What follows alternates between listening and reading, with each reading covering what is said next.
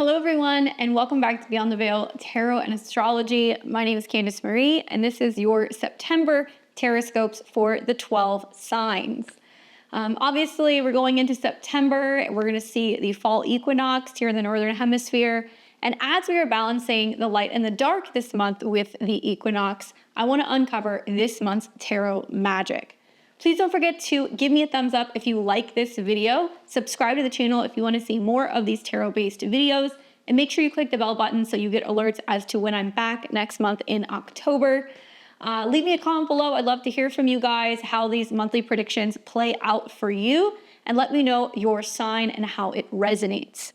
Listen to your rising, your sun, and your moon sign to get a full kind of idea of what this month has in store for you.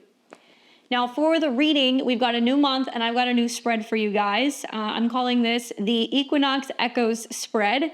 I'm going to be pulling 7 cards to reflect on the energy of September for the month ahead. In this month, I'm going to be working with the Tarot of Prague by Baba Studios, one of my favorite tarot makers. Not sponsored or anything like that. They just happen to be one of my favorite tarot decks. So this is what we're going to be using.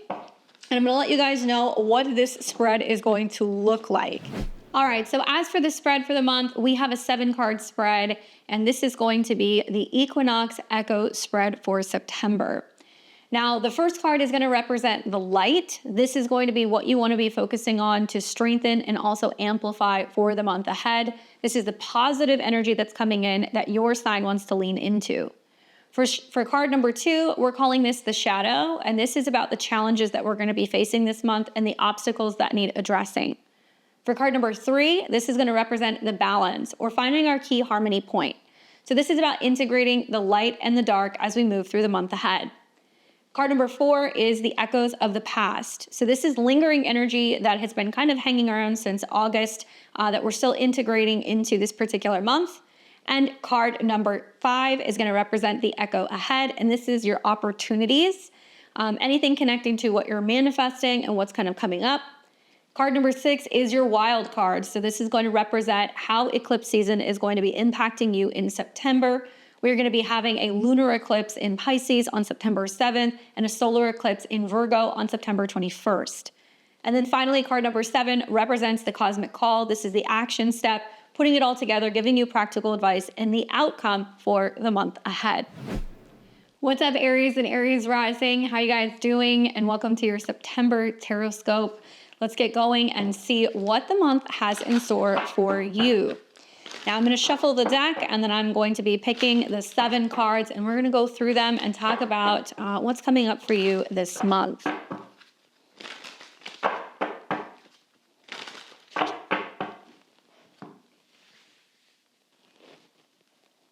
Card number 1, 2, 3, 4, 5, 6, 7. All right, Aries, let's start with the very first card, and this is going to represent the light and the positive energy that you're focusing on in September. Now, the card that we have for you is the Hierophant, which is great for structure, commitment, long-term planning, and anything connecting to having some assistance. So this could represent mentors, teachers, people who are giving you advice, kind of coming in, helping strengthen you and really feel grounded in September. This can also be about making some serious commitments about things like relationships, commitments to your job, as well as like your long-term goals and anything revolving around your place in society. The Hierophant's traditionally associated with Taurus, so it can be talking a lot about your stability when it comes to your health, the stability when it comes to your money, or anything revolving around your professional career and resources. There is a sense of really focusing on your values this month, and it's very likely that a lot of these things are going to be reevaluated as you're going into September.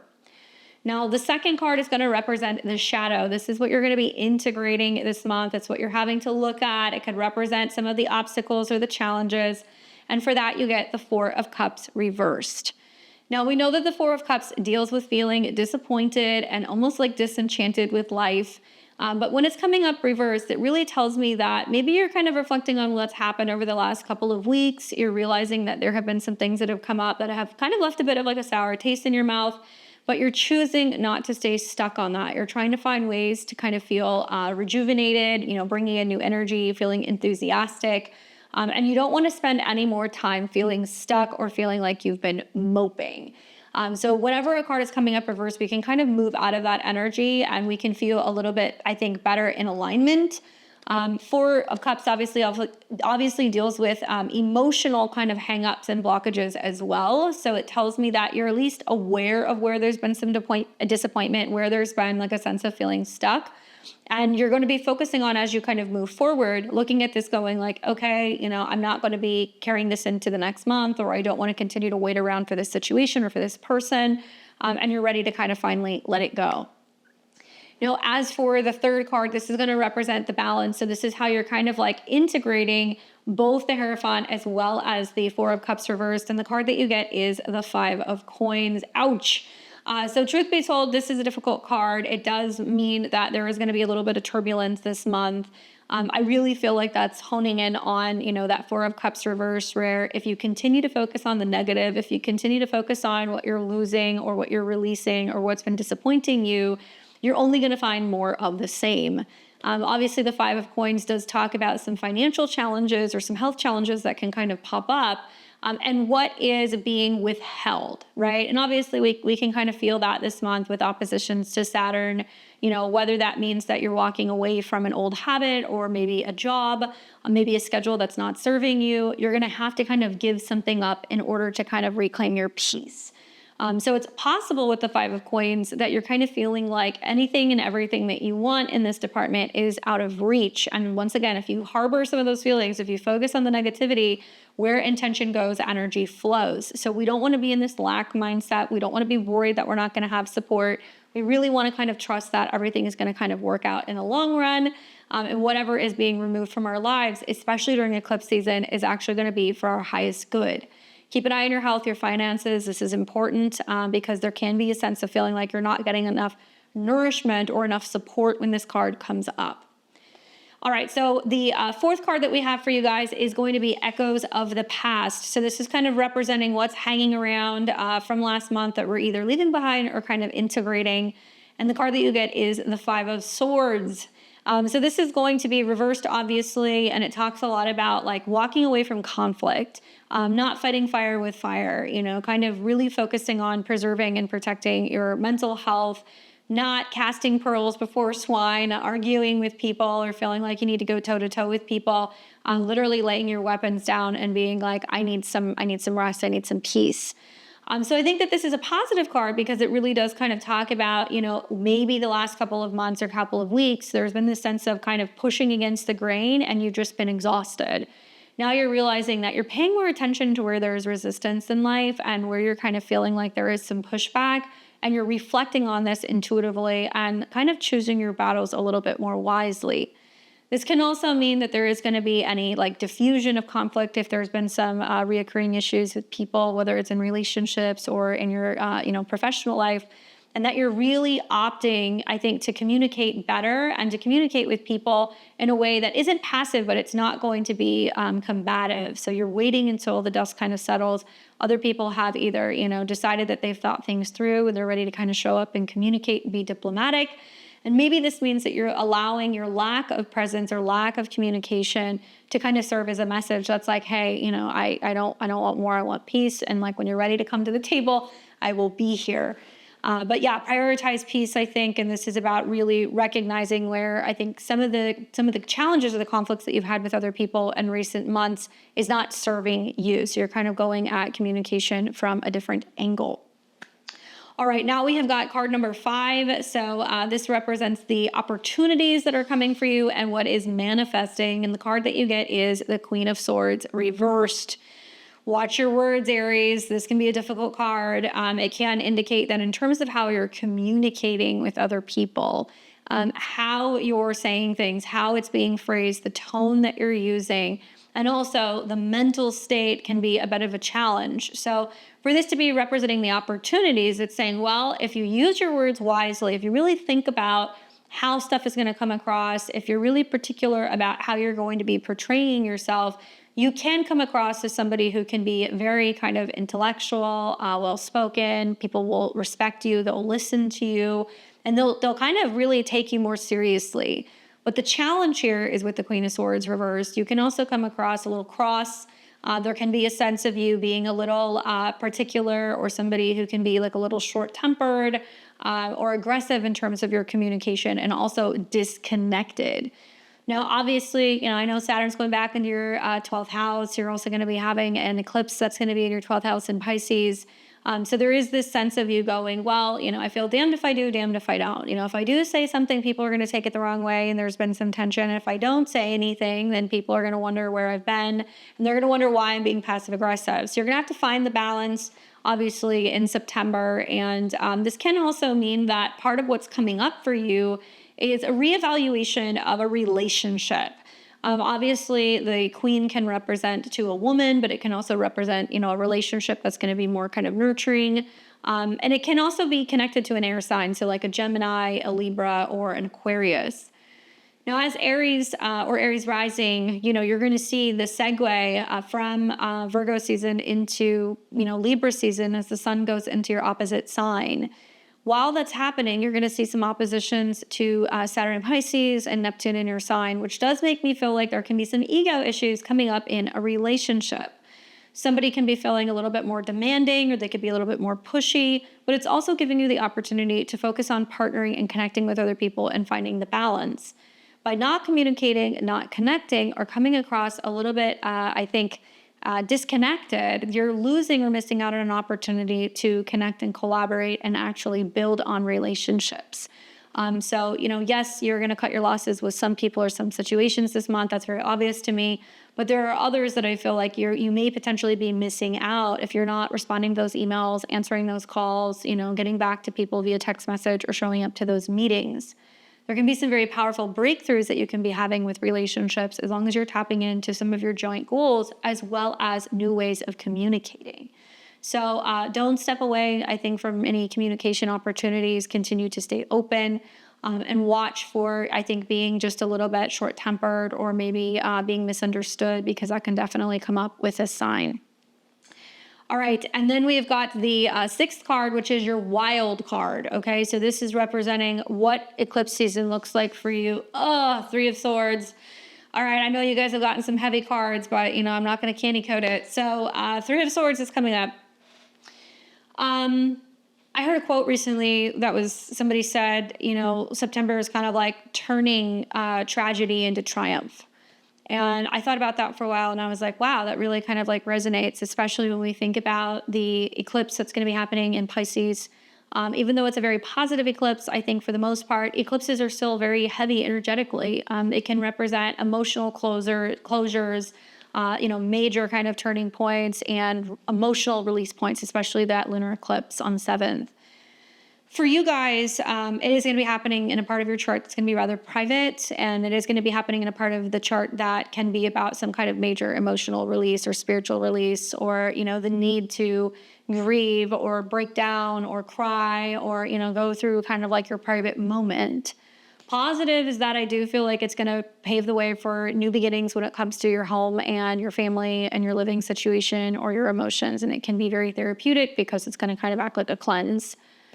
The problem that I see is more actually connected to the solar eclipse. And I think that the solar eclipse, because it's saying, okay, we're coming off of this major kind of conclusion or completion, we're moving into what's going to be a shift where we're taking action. And obviously a solar eclipse is about planting new seeds. I think that you're going to be realizing that there's so much coming up for you, either emotionally or spiritually, or so many changes with, your sleep, or you're just feeling kind of like emotionally, needing to kind of go into hermit mode, that you're going to then have to make some hard decisions about how you need to be making changes when it comes to your work routine, where you're working, how you're showing up, also what you're doing when it comes to your health and your habits. That I do think it's going to be challenging for you. Obviously, the Three of Swords does represent heartbreak and, kind of like despair and moving out of a situation where you have felt lost or you have felt, heartbroken. But the whole point of this card is about removing the swords out of the heart and being able to address issues that have been kind of hanging out for some time. So it's possible that you guys are going to find that there could actually be some, repressed emotional stuff that's coming up, or things that you have not thought about in a long time, or things that you kind of compartmentalize that suddenly kind of comes to the surface. And it can happen through a dream. It could happen through just being a little bit more sensitive and like emotionally open, really shining a light and showing you that actually that pain, those emotional blockages can be the root issue of some things that are going on with you health-wise or habit-wise.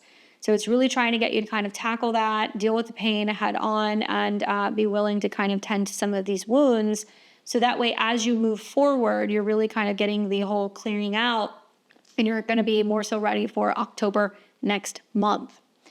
Now, the final card is the seventh card. This is the practical advice and the outcome. We'll look at that. You're coming up as the Queen of Coins. So rather difficult reading, right? Kind of talking about, needing to get more structured, focusing on basically, paying attention to what you need to like release and let go of, what's been kind of holding you back emotionally. And also, I think where you have been feeling the lack of support. And now we're moving into a phase where we're dealing with the heartbreak, and the outcome of September is going to represent being stronger, more mature, more financially sound, definitely making better financial and I think professional kind of moves, and also really feeling solid in yourself, feeling more confident, trusting yourself, knowing that whatever is kind of being released in the long term is actually going to be much better for you, and it's going to also help you have more maturity and like more kind of growth.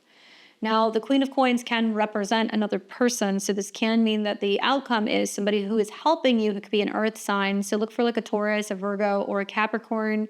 This could also represent some major kind of segues and changes when it comes to your career advancement and moving into positions where you have more authority, and also you're going to have some kind of leadership role. Now, the Queen of Coins can also represent focusing more on health and anything connecting to nourishment, fertility, and also kind of feeling like you're more in touch with your body and like really investing more in what's going on with your health and your habits. I think that's mirroring a lot of the solar eclipse energy that's taking place in your 6th house.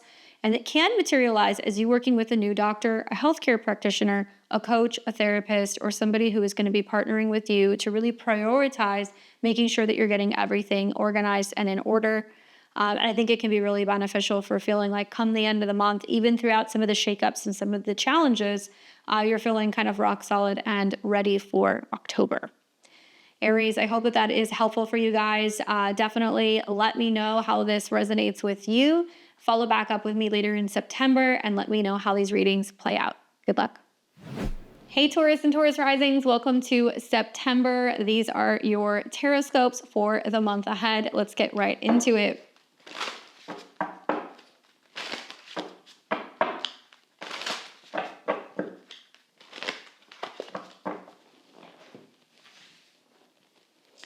Card number 1, 2, 3, 4, 5, 6, and 7. All right, so let's take a look at the first card that you guys get, and this is going to represent the light and what you guys are integrating in this month. This is the positive energy that you want to be looking for. The card that you get is the 3 of Coins. I love this card for you, Taurus. I feel like it's really earthy, so obviously it's going to be complementary to your energy. The 3 of Coins talks about being productive and working as a team. So I really feel like this is about leaning into focusing on who can kind of support you, connect, and collaborate. This could be new creative partners. This could also be kind of working together as a team in a professional sense or in a relationship sense.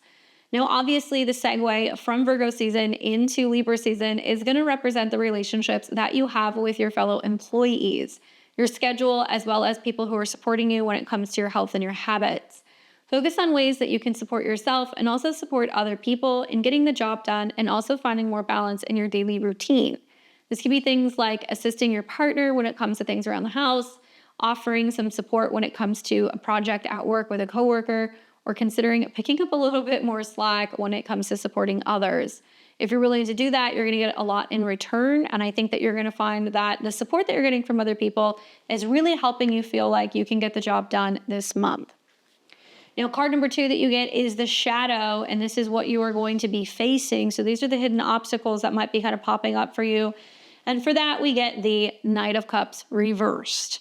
So keep an eye, Taurus. This could be basically a Cancer, a Scorpio, or a Pisces. Obviously, I know if you're a Taurus rising, Scorpio represents your 7th house, and Mars will be kind of trekking through this particular house this month. So there could definitely be a little bit of emotional turbulence, some challenges, some power struggles even that can kind of be popping up with relationships to another person.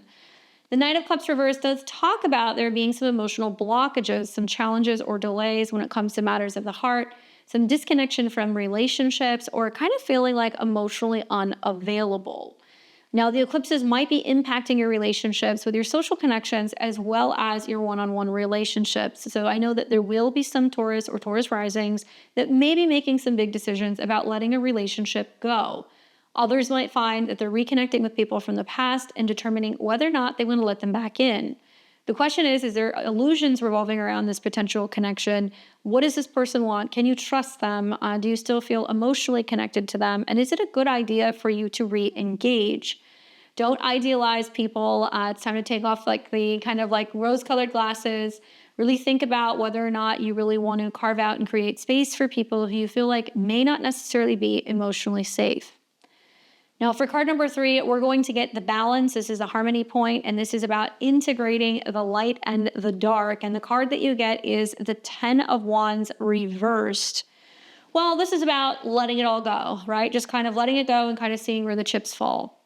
I think I would give that advice to any of the 12, signs this month with the eclipses, and we don't really know how things are going to go or how it's going to play out. And there is definitely going to be this sense of reevaluating our boundaries. But the 10 of Wands reversed is saying like, you're exhausted, you're tired, you're like, you know what, I need to take a rest or I need to take a step back. I think echoing some of the themes of that 3 of Coins, where if you actually need to do that or if you're feeling overwhelmed, it's all about team effort and who can kind of help pick up the slack. Don't throw in the towel when it comes to projects, commitments, or new habits. Ask for assistance rather than feeling like you're exhausted, because sometimes when the 10 of Wands comes up, we are just kind of willing to give up. When in reality, we've come so far that, it's kind of a waste to give up at this point or to kind of let go of an idea or a dream. And this is really about also knowing your boundaries, knowing your limits. Overdoing it, overworking, overexerting yourself, working too hard at the gym, or kind of pushing too hard in a situation can actually lead to the whole thing kind of falling apart and kind of being like a house of cards moment. So know your limits, take your time, don't press yourself to, overdo any particular projects or deadlines. And this is also about taking time to really integrate having more rest. So I definitely think that this is going to be representing the balance that you see between your 6th and your 12th house, especially as you're seeing oppositions to Neptune in Aries. The other thing I would say with this is that there can be stuff that can be coming up revolving around balancing issues, balancing schedules, making enough time to kind of get everything done. And if you're feeling overwhelmed, you need to be leaning on other people to get that support. All right, so we've got card number 4. And card number 4 is going to represent the past. So these are some of the lingering energies that are kind of hanging around from last month and things that you're still kind of dealing with. You get the 9 of Swords reversed. All right, so typically this is a card that deals with anxiety, worry, especially over things that you cannot control, or stressing out about the future, kind of worrying about the past. And when the 9 of Swords comes up, it's kind of like you're releasing yourself from that prison. You're releasing yourself from that worry. You're no longer allowing that to kind of dictate or kind of, control your emotions. So there's no more kind of gloom and doom when you're worrying about situations that are inevitably going to come up. And I do think that this is about having better rest and having like more peace and feeling like, the universe is going to handle the details. There's not much I can do, but just kind of let things shake out. And I really feel like this is also a situation where, last month you might have felt like, you were worrying about what was going to happen with a home or a family situation. You're dreading what was going to be happening about a potential, move or a change with, your home or your private life. And you've realized that you're actually able to kind of work through some of that stuff. Now that you're getting into the month of September, you're like, you know what? If I'm bringing that with me, I'm not going to have the energy that I need to be able to focus on joy, creativity, happiness, and I'm worrying about things that I have no control over. So you're letting that go, you're leaving it behind, you're focusing also on kind of a little bit more of a positive, more optimistic mindset. And it does look like things are going to be a little bit smoother for you in the month of September.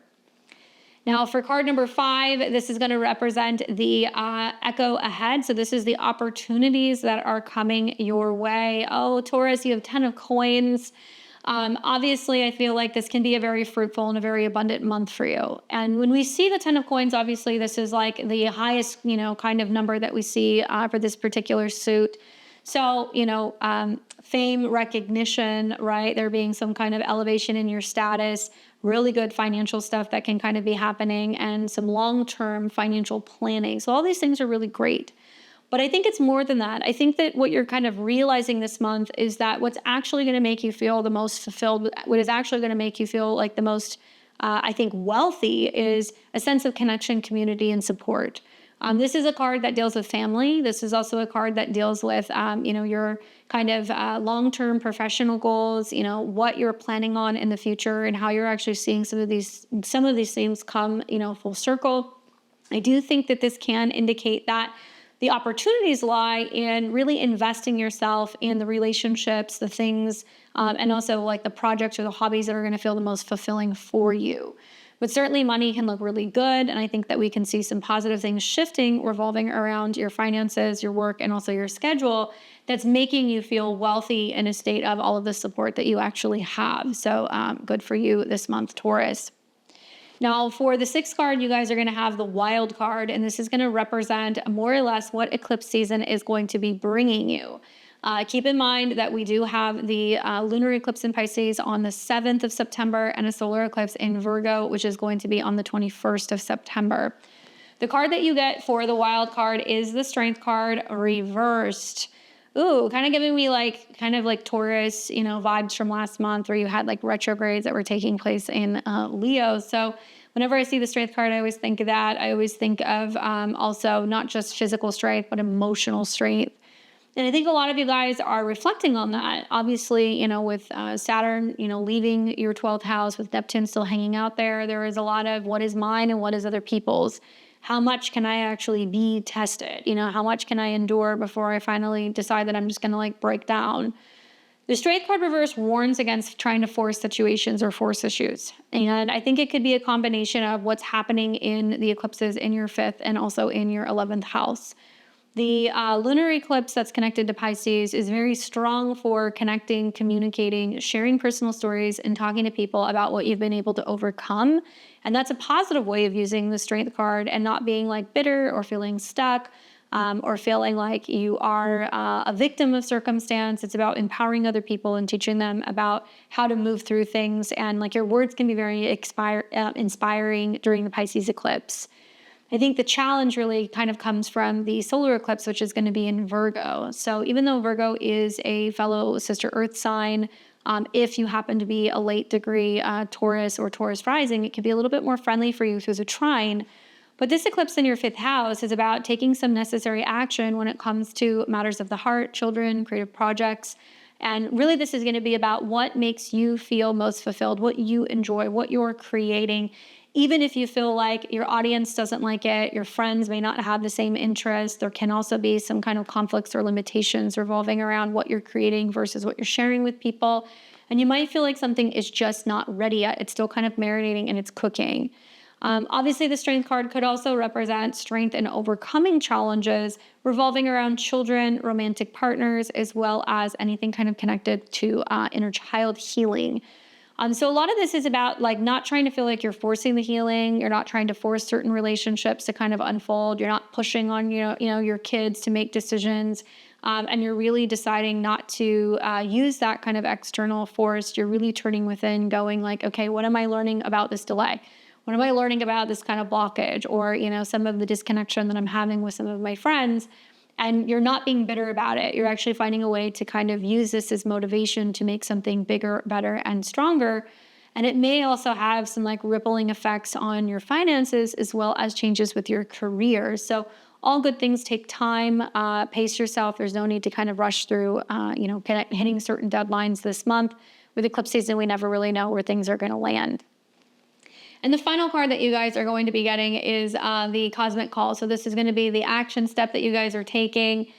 For that, you guys are getting the moon card, which is kind of interesting because it does suggest that there are some things yet to be revealed in September. So there are still going to be some surprises, even if you know where the eclipses are taking place, and even if you know where Venus is going to be kind of moving through your chart. I think that for the most part, the moon card means there's some stuff that is still kind of like a secret. The moon card is also about revealing things to you through dreams, visions, meditation, and also your intuition. And I get the impression with this card that it can be really saying, hey, focus on what's going on with the eclipses. Focus on what's going on with the moon. Track the moon this month. That can be important. Obviously, the moon is also connected to Cancer. So we could be really leaning into some of the trines and the sextiles where Cancer is really lighting up your communication zone, and it's giving you the opportunity to kind of better express yourself, travel, learn, or connect with family. There can also be themes associated with fears and phobias, what you're afraid of, right? What you're kind of breaking through when it comes to fears with creating vulnerability or, kind of presenting to a group of people. And this is a very feminine card too, so it can be talking about that connection to our home, that connection also to mother-related figures, nurturing, and obviously you know that you have an eclipse that's going to be in your 5th house, so there can be things tied to children or parenting duties or dealing with the inner child and kind of nurturing and working your way through some of that stuff. So pay attention to what's coming up for you intuitively, paying even more attention to some of the blockages and the fears that you're having, because the moon is talking about really showing that to you and being able to illuminate what's been holding you back. Hopefully that's helpful for you this month, Taurus. Let me know how these predictions and these readings hit for you later in the month, and I'll catch you back here in October. Good luck. Hey Gemini and Gemini rising, welcome to your September Tarotscopes. I hope you guys are well. Let's get into it and see what you need to know for the month ahead.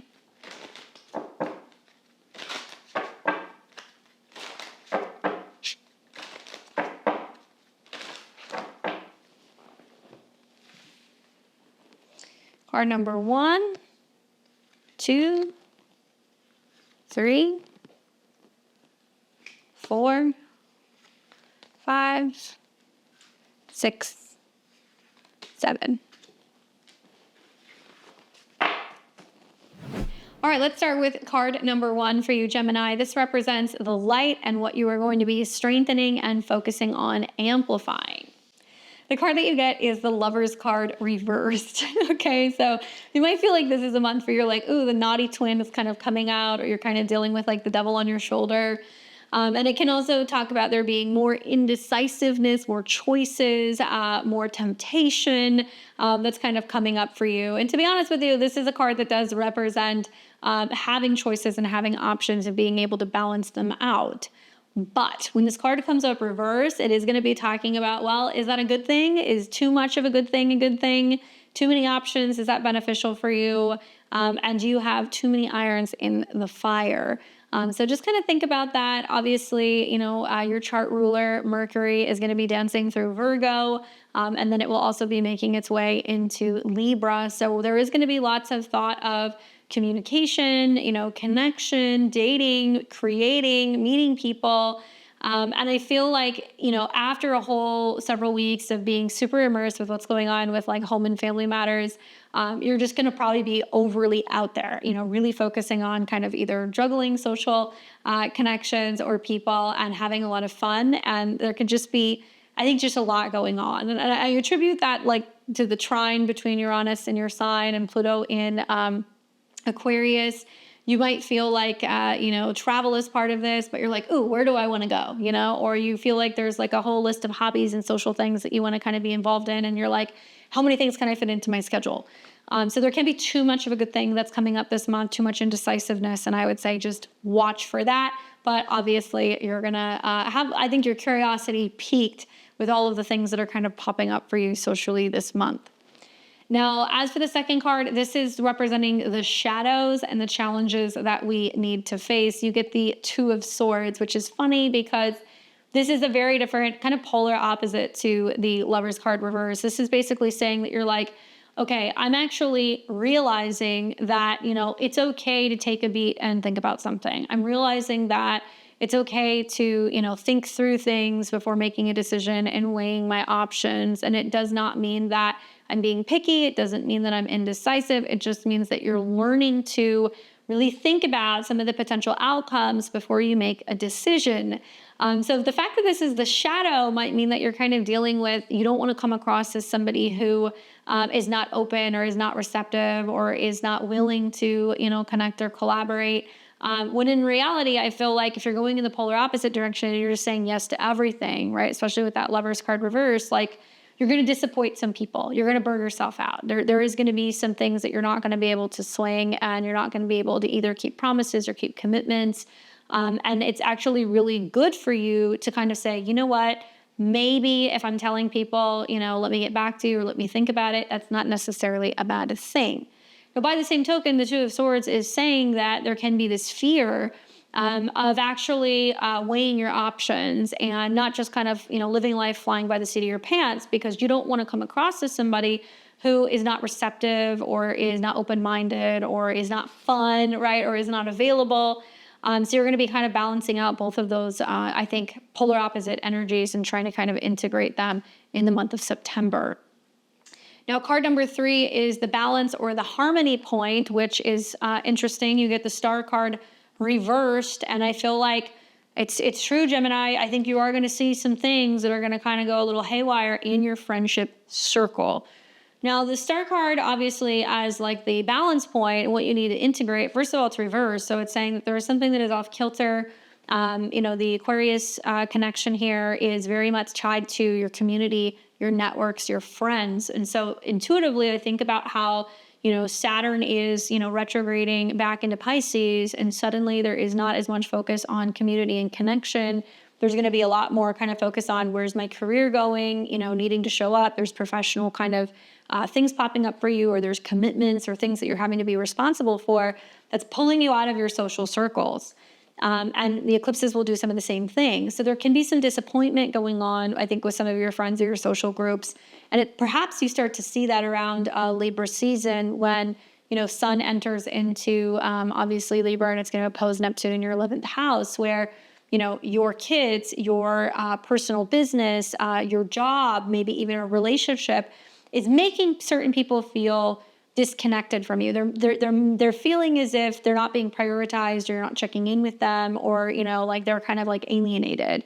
And the star card can mean the same thing. It can mean that there is some disconnection going on with some of your community. There is also a lack or a delay of feeling like people are connecting and communicating with you, or that there is some disassociation that's kind of going on, or potentially even there is like a reworking or a rewiring of your goals or your dreams, and you're kind of feeling like some things are kind of on back burner.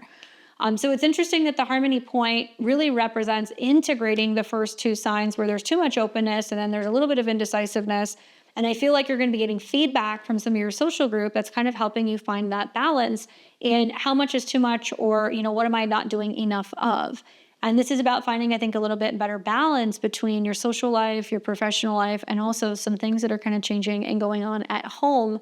So that way you feel like you're kind of meeting all of your goals. I know easier said than done, but I think that's going to be the focus basically for the month ahead. There can also be this reevaluation and reassessment of what your goals have been, what you're really ready to kind of let go of. Maybe there's new interests and opportunities that are popping up for you, especially professionally, where you're feeling more creative and more expressive. And you're like, you know what, maybe I'm changing direction with some of my professional goals, and the impact that actually has on your free time. All right, now we have got card number 4, which is going to represent the past, the echoes of the past. So this is what's kind of lingering from earlier months. We get the Page of Wands reversed. So there can be a reassessment or a reevaluation or going back over anything connected to a fire sign. So it could be, an Aries, it could be a Leo or a Sagittarius. But it could also represent a child, a younger person, a creative collaboration. And I think you're also kind of reevaluating where you've had so many irons in the fire. Pages are interesting energies. They represent, studying and curiosity and interest and anything connecting to hobbies and having fun, especially the Page of Wands. But you may realize what's coming up for you this month is that there has been like a sense of not taking certain things too seriously and like the repercussions. Okay. So I don't know how that's going to kind of hit for you guys. I think about how, Mercury starts the month kind of going through your fourth house, and it deals with reorganization, responsibilities, and your home and your family. And maybe you're just kind of like, oh my God, things are falling apart, or there's some things that I was supposed to kind of fix up or take care of, or some things I was supposed to do for my family. And you can kind of be seen as somebody who was kind of like immature this month, or somebody who did not take care of business, or kind of evaded, responsibilities. And a lot of that is because of the tension that you have going on between what's happening at work and what's happening at home. Truth be told, there are certain things that you need to be kind of either wrapping up, finishing up, or clearing out of your home to kind of free up a little bit more time that you can either dedicate more to, your career stuff or your love life. So with the Page of Wands coming up reversed, I feel like this is kind of saying, now you're kind of paying the karmic repercussions, especially with planets on the South Node, for things you have not taken care of. Pay attention to younger people, children, stuff like that. It can be, even romantic partners, where you're kind of feeling like there is a lack of support, whether with you or what they're giving you. That can be kind of popping up, and now you're having to kind of sort through that. So then we get to the fifth card, and the fifth card is going to be representing the opportunities and what's manifesting. Well, you've got the Queen of Cups reversed, which can be talking about a water sign. So there can be a connection here to a Pisces or Scorpio or Cancer. But I feel like this being like an opportunity card, it's saying there's something that you're not listening to. It's almost like there's something going on with you intuitively that you're like drowning out. You're like, no, I don't want to hear that. Or there's like a gut feeling that keeps coming up, or that there's a message that keeps coming up for you, and you may be rejecting that. So be careful with that. It can also mean that in terms of what's kind of coming up is that there is an opportunity for you to get your emotions in order. So if there has been this kind of blasé, not taking things seriously, being kind of disconnected energy because you don't want to get too attached to someone, or you don't want to get too emotionally involved, or you don't want to dedicate too much time, you're going to start to see with the Queen of Cups reverse that some of your relationships are going to feel like they're kind of in disarray. And it's giving you the opportunity to really kind of pay attention more to, I think, your intuition, your emotions, and to be a little bit more emotionally available. Now, when the Queen of Cups is reversed, it can be somebody who is kind of remorseful. She can be kind of moody. She can also be somebody who is feeling like a little emotionally stuck.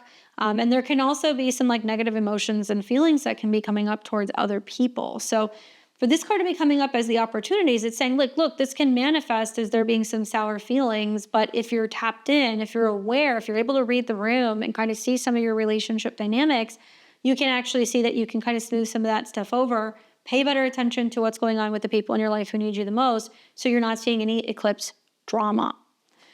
Now, on the topic of the eclipse, the sixth card is your wild card, and this is going to represent what is happening for you in eclipse season. You get the devil reversed. Well, at least it's reversed, right? I think about how the lunar eclipse in Pisces is going to be tied to Saturn going back into Pisces in your career house. And that you're going to find the next 6 months is like the final kind of like countdown where you're wrapping up something regarding your professional life, your reputation, or your career. For some of you guys, it's going to manifest as finally getting that, kind of raise, or finally getting that new management or leadership position. For others, you're retiring. We're going to see some people that are going to go, I've had enough, I'm out.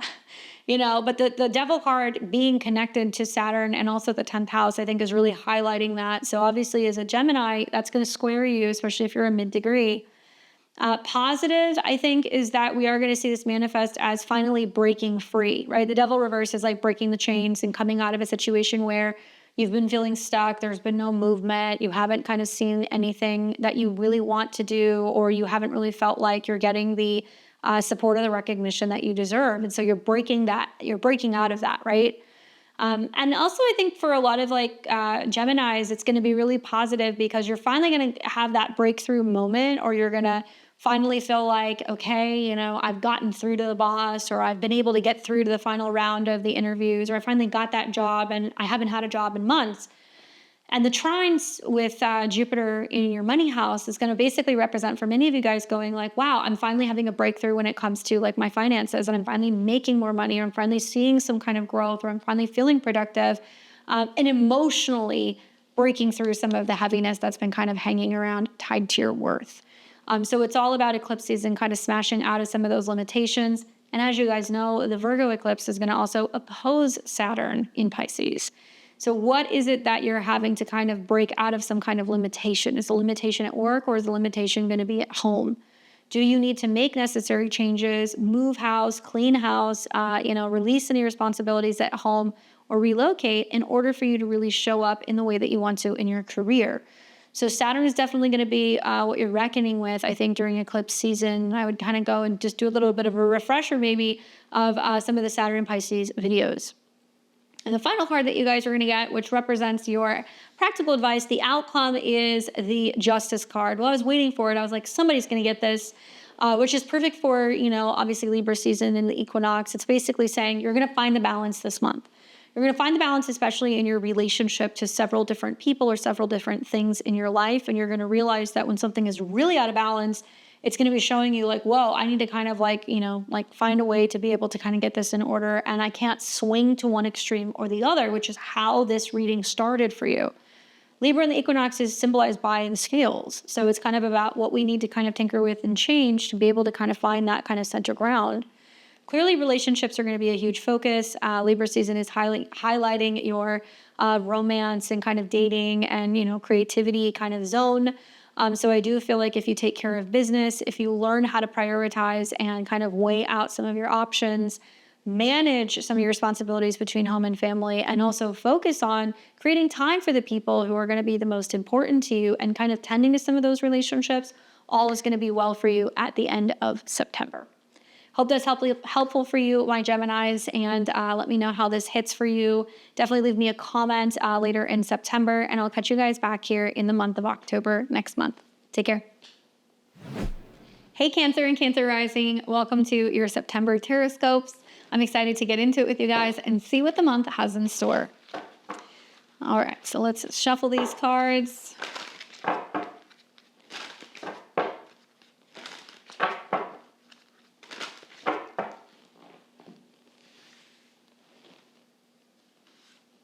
One, two, three, 4, 5, 6, 7. All right, let's get started with your very first card. And this is going to represent basically the positive energies that's coming out for you this month. This is the light and what you're going to be amplifying. Well, the card that you get is the Ace of Swords. So it's putting an emphasis on communication, new ideas, new learning, contracts, and announcements. So obviously this is the element of air, perfect for Libra season. And as you know, Cancer, Libra season is about shifting into your place out in the world, kind of being in the spotlight, prioritizing your career, as well as any connections to professional associations. So I do feel like there can be new beginnings, new opportunities, new jobs, and new important kind of like announcements that are being made over the next month. So check your email boxes, make sure you're responding to those emails, setting up the meetings, making the connections, and really fostering good relationships with people out in the world, because that can really help you grow and evolve this month. Now, as for the second card, this is going to represent the shadow, and this is what you're working through and the challenges that you're having to face in the month of September. And what you get is the Knight of Cups reversed. So this is interesting because this obviously does kind of correlate and connect with, some kind of mixed emotions, not really feeling totally clear, especially when it comes to the relationship department. It can also indicate that, there is a feeling of kind of feeling emotionally distraught, confusion over certain relationships. And that could be the relationship status. It could also be connecting to your professional relationships. And also maybe a little bit of confusion revolving around somebody who's coming around and just what exactly it is that they want. Sometimes with the Knight of Cups, there can be mixed kind of emotions or mixed feelings about a relationship or a connection to a water sign. Now, you are a water sign, so this can be you specifically, but this can also be kind of talking about another Cancer, a Scorpio, or a Pisces that's coming in. I do feel like this may also be kind of highlighting some of the aspects and the themes that we're going to see regarding relationships that might be at a distance. So I don't know if that's going to be with teachers, or if that's going to be with romantic partners at a distance, or that could even be with in-laws. But that can definitely get highlighted. Even siblings can kind of get highlighted here, where there's some confusion revolving around relationships with them. So these are some of the hidden obstacles that you're going to be dealing with, kind of feeling like your feelings are up in the air and you're not really sure what direction to go in relationship to another person. Now, card number 3 is the balance, and this is how you kind of find the balance between these two particular energies, and you get the High Priestess. So that's kind of interesting. On one hand, the Ace of Swords is like very direct. I know what I want. This is what I think. And then the Knight of Cups is like reverse, going, wait a second, do I feel that way? Do I want to say that? Like, should I have this conversation? And kind of second guessing yourself. So to integrate those two particular energies, what you want to focus on is your intuition. Obviously, you're ruled by the moon, so you're going to find that tracking the moon and some of the lunar and solar eclipses are going to have a very big impact on you. And I think the High Priestess is kind of saying, like, you're going into this going, okay, I know there are certain conversations that I need to have or things that need to be said. I can't let my emotions or my feelings get in the way of needing to kind of have these discussions or making these announcements, or just kind of, a toggle between the head and the heart. And maybe it's about getting a reading, right? Maybe it's about you doing some journaling or some meditation. Maybe it's a dream that you have. But the High Priestess is saying, like, the information is coming to you. You don't need to act externally. You know what you need to do in this situation. You know what you need to say. You already have a gut feeling of how something's going to play out and what could potentially happen. So you need to listen to that inner guide. Now, as for the 4th card, this is lingering influences from the past, okay? So this is kind of talking about what's been hanging around from previous months and what you're still dealing with, and you get the 6 of Cups, which is sweet. I mean, it can mean that maybe recently for some of you guys, there has been someone or something that's come back into your life. I don't know if it's a relationship. I don't know if it's, maybe Saturn retrograde in Pisces, where you're reconnecting with, a relationship at a distance, or maybe you are reconnecting with a teacher. Maybe the recent retrograde has had you kind of reminiscing a little bit about how things used to be. But the 6 of Cups is basically saying, as you're moving forward, the opportunities and what's manifesting, I think, is like an opportunity for you to really focus on, okay, yes, maybe things used to be like really good in the past, or maybe this is kind of what's happened in the past, but like there is a need to move forward and kind of focus on not getting too hung up on what somebody has said to you, what the emotions felt like, what the relationship kind of looked like, how good it was. We have to move forward because there's new things that are kind of coming in for you now. So some of the lingering influences can be being a little too nostalgic, being stuck in the past, being too fixated on, how things have gone. And we want to keep things moving forward. That Ace of Swords is like, nope, we're cutting ties. We're kind of focusing on the new direction that we're going in. And I think for a lot of you guys, this is also going to be kind of feeling like there is like a toggle between, how you used to communicate and now how you're communicating now. Or maybe you were a little bit more passive and now you're kind of feeling like you need to be a little bit more assertive, and not getting too hung up on maybe some of the relationship dynamics and how things used to be, because things are now maturing and like you're kind of moving on from how you used to communicate in relationships or partnerships in the past. So for card number 5, this is going to represent the opportunities and what you're manifesting. So this is going to be what's coming in. You get the 4 of Swords reversed. No sleep for the wicked this month. Obviously, what you're manifesting is not really a lot of rest, which I would agree with. You're going to see, a continuation of, obviously Mars going through your sign. So you're kind of feeling very action-packed. You kind of keep things moving and shaking. You're seeing some aspects between Mars and Jupiter where it's just like, man, it's everything is kind of changing and evolving right now, both in a sense of your career, but also feeling very optimistic about some of the work that's being done and some of the opportunities that are kind of coming your way. With that being said, I feel like the opportunities are also saying there is a risk for burnout. There is a risk for overdoing it. There can be a sense of not getting enough rest, or not feeling like you're taking enough time to think things over, or perhaps being in a situation where you're rushing through stuff. That's something you definitely do not want to be doing. Maybe you feel like there are small windows of opportunity and you're trying to meet those opportunity windows. I'll tell you, like during eclipse season, these are wild cards. We never know what's going to happen. We know that there's going to be something that's going to suddenly kind of dramatically end, and then something new that's going to be kind of coming in. And for you specifically, I feel like trying to feel like you have to launch certain things within certain deadlines around the eclipses might feel like you're rushing it, or, it's not really ready for liftoff. So some of you guys might actually benefit giving it the full 4 weeks this month and like letting things kind of settle and not feeling like you need to push yourself.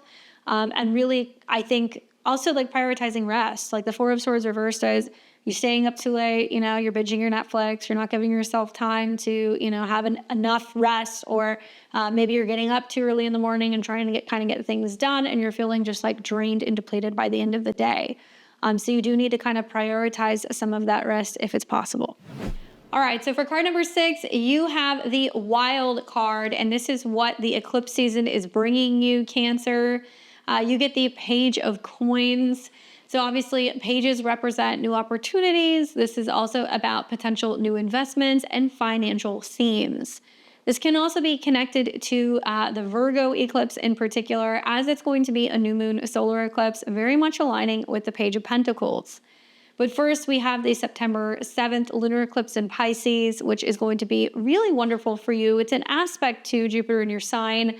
I do predict that many of you guys may find that this is a time where there are some big changes revolving around your beliefs, education, travel, and also there can be some really positive wins that can be taking place for you, whether that's professionally or somehow kind of connected to your education. Graduations could even be a theme with this as well.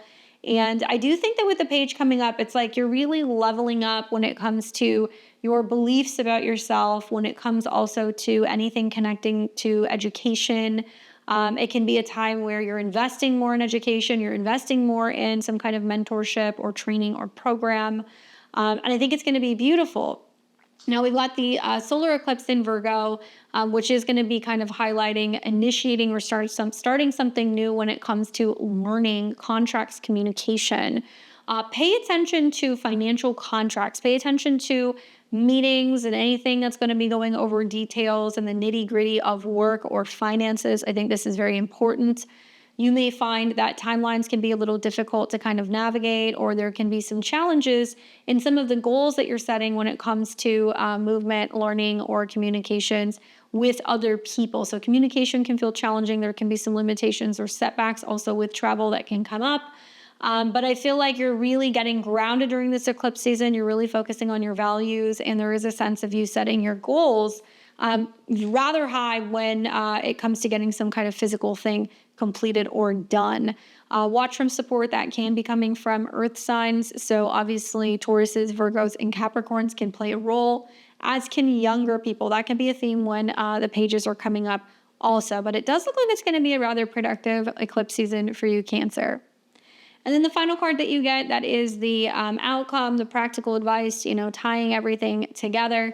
Well, the card that you're going to be getting is the Ten of Swords, which comes up reversed from you. So obviously the Ten of Swords represents major conclusions, completions, disappointment, and challenges. But when it's reversed, this could represent narrowly avoiding some potentially really difficult or heartbreaking outcomes. I attribute a lot of this to the fact that the moon is just so involved with stuff going on this month, whether it is the lunar eclipse or the solar eclipse. Really, I think that you're thinking on your feet and you're trying to kind of prevent any potential negative outcomes or delays around the eclipse season. I feel like you're trying to navigate things by being a little bit wiser, a little bit more practical and better kind of organized and scheduled as well. And the Ten of Swords is about moving out of situations this month that have felt kind of difficult, especially when it comes to closure or letting go, and looking at it as finally getting a period of time where there's going to be better rest, recuperation, and also healing. Ten of Swords reversed is about kind of removing some of the, kind of the swords in your back, moving on to kind of cooler, calmer places where there's less tension, there's less worry. And obviously a sense of relief that something is coming to a close. So I do feel like even though there is a bit of like some nail-biting moments this month, for the most part, I think that you're going to meet your deadlines. You're going to see there is going to be some financial breakthroughs. I also feel like for many of you guys, there's going to be an opportunity to kind of get your emotions in check and kind of sail through September very smoothly. So hopefully that's helpful for you guys. I hope you get that sigh of relief with that last card. Obviously, come back in September. Let me know how some of these predictions land for you guys, and I'll catch you back here in October. Good luck. Hey Leo and Leo rising, welcome to your horoscope for the month ahead, and let's see what the tarot has to say for you guys for September. I'm gonna go ahead and shuffle the deck.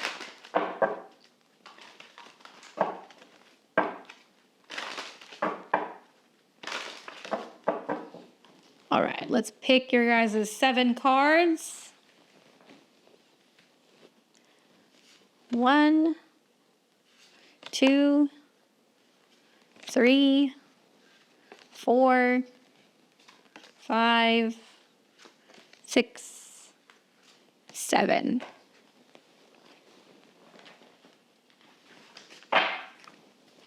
All right, let's get into the first card, which is going to represent the light. And this is the strengths and things that you guys want to be watching for positive energy for the month ahead. Well, the first card that you get is the Knight of Wands reversed. Obviously, as a fire sign, this correlates with you, but it can also represent other Leos, Aries, and Sagittariuses that are kind of showing up or maybe feeling a little chaotic in the energy. Knights do represent taking action, full speed ahead, and having some kind of goal that you're trying to accomplish. But this is reminding you that even though you have a lot of energy, you have to be mindful of where you're placing it. Are you rushing through tasks? Are you not really paying attention to the details or overlooking some of the small bits and pieces that you need to kind of get in order this month? Obviously, we know that September is about following, some kind of sense of balance.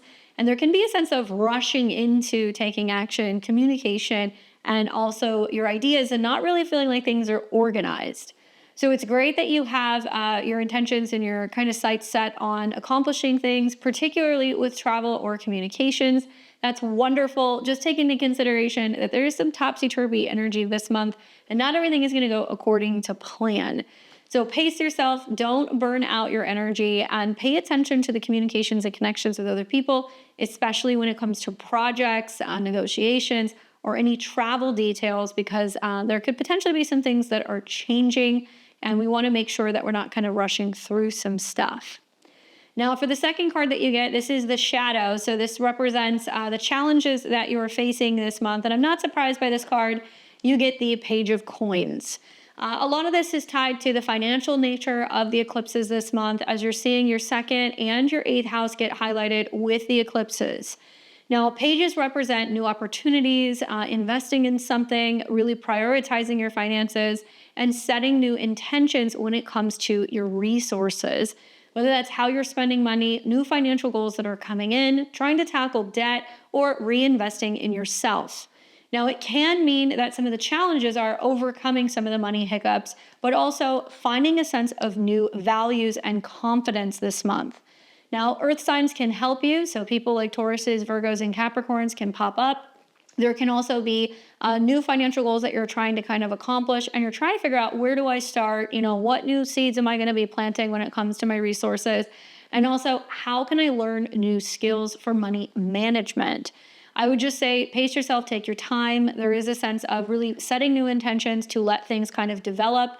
But you might get a little frustrated that the effects or the outcome is not coming fast enough for you. Try to prioritize getting things in order, and also kind of strengthen your sense of self-esteem. And I feel like whatever seeds you're planting is going to be a part of a bigger storyline over the next 6 to 12 months of bringing in more stability.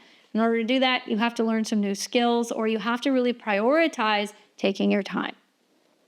Now, for the third card, this represents the key point, the balance, and how you kind of integrate these two particular energies. And I kind of feel like the King of Wands coming up reversed is similar to the first card. There is still some sense of feeling like things are off kilter, but kings do represent being able to kind of come out on top. The challenge here, I think, with the balance is not getting frustrated. The King of Wands reverse can represent kind of being temperamental, having a bit of an attitude. It can also represent trying to kind of exert your will and pushing things through, being demanding, being forceful. That's not going to work this month. And obviously, with the king, if we flip him upright, we can see that the balance is being creative, being in the flow, being confident, and also kind of feeling like everything's going to come into, falling into place at the right time.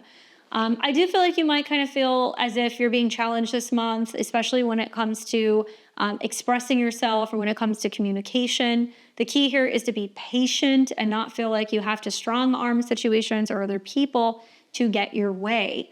Kings are here to lead and to kind of like be a fearless leader and somebody who's able to tackle some of the challenges, accomplish what they set out to do, and do it in a very regal, royal way.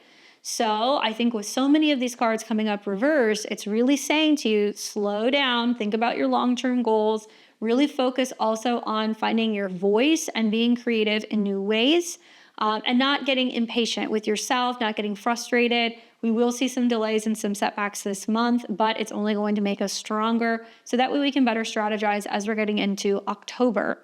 Now, there can be other Leos, Aries, or Sagittariuses that you might feel are kind of like blocking your ability to be seen, or they're giving you some challenges when it comes to being heard. And I feel like you can work through that as long as you're focusing on your leadership skills and diplomacy. Now, for card number 4, this is going to represent the echoes from the past. So this is stuff we've been dealing with since August, things that are still kind of bleeding into September. And the card that you get is the Judgment card.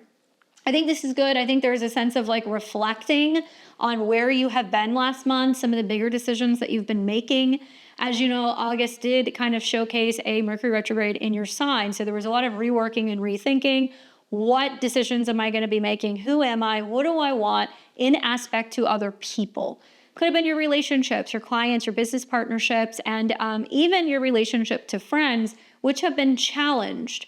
Now, as you enter into September, there's a newfound sense of confidence and also a stronger and I think louder voice that's kind of coming through. And now you are committing to some of the bigger decisions that you were making for yourself, especially how that impacts the future. Judgment does talk about a turning point where you need to make some definitive decisions. I think about your finances, but also about your future when it comes to your beliefs. There is a need to be really kind of morally balanced this month and really committing to some of the decisions that you're making so that way you can see a stronger outcome at the end of September. The 5th card that you get does represent the opportunities that lie ahead for you, and the card that you get is the 5 of Swords. So more or less kind of feeling like you're kind of fighting your way to the top. This is a scrappy card. It does represent sometimes needing to pick your battles and choosing when to say something and when to kind of hold back. This also means that there can be some conflict and some challenges in communications with outside people.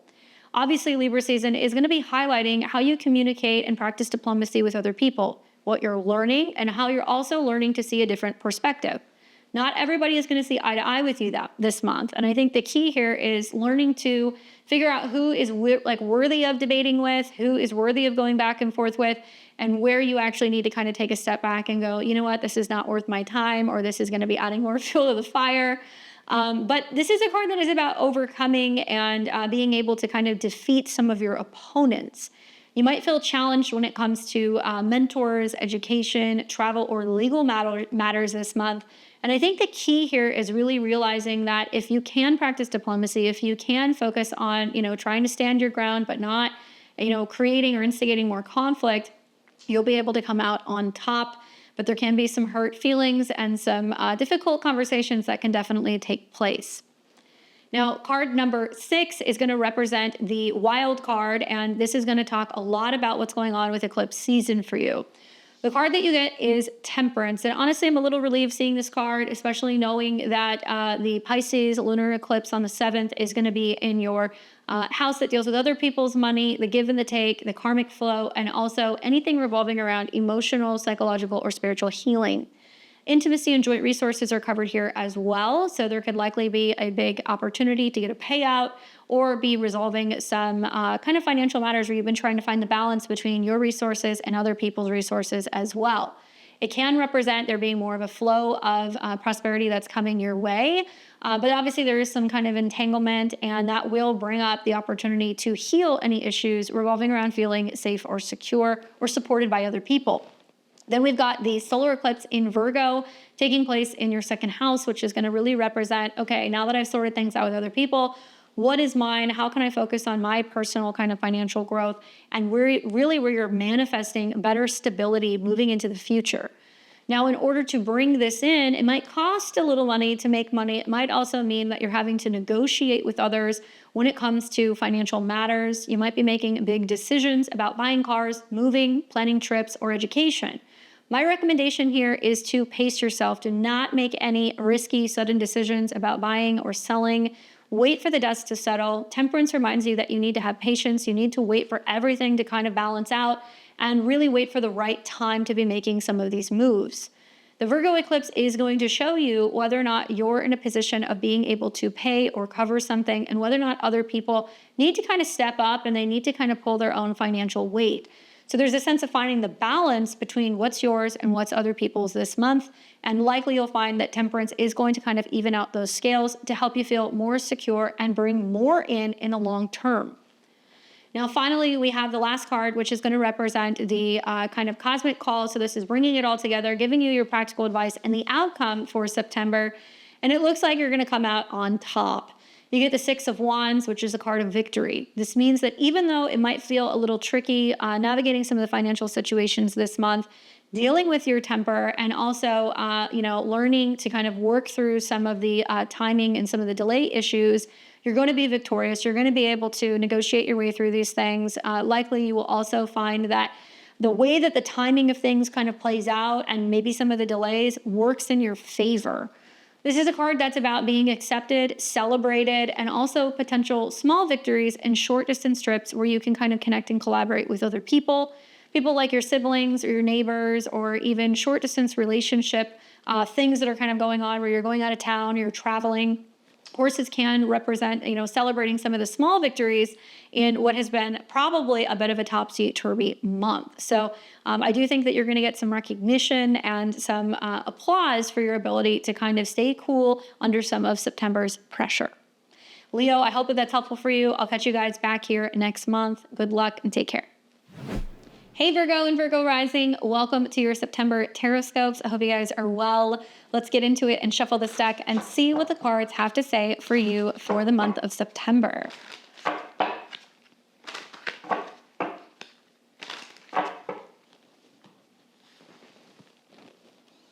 We've got card number 1, 2, 3, 4, 5, 6, and 7.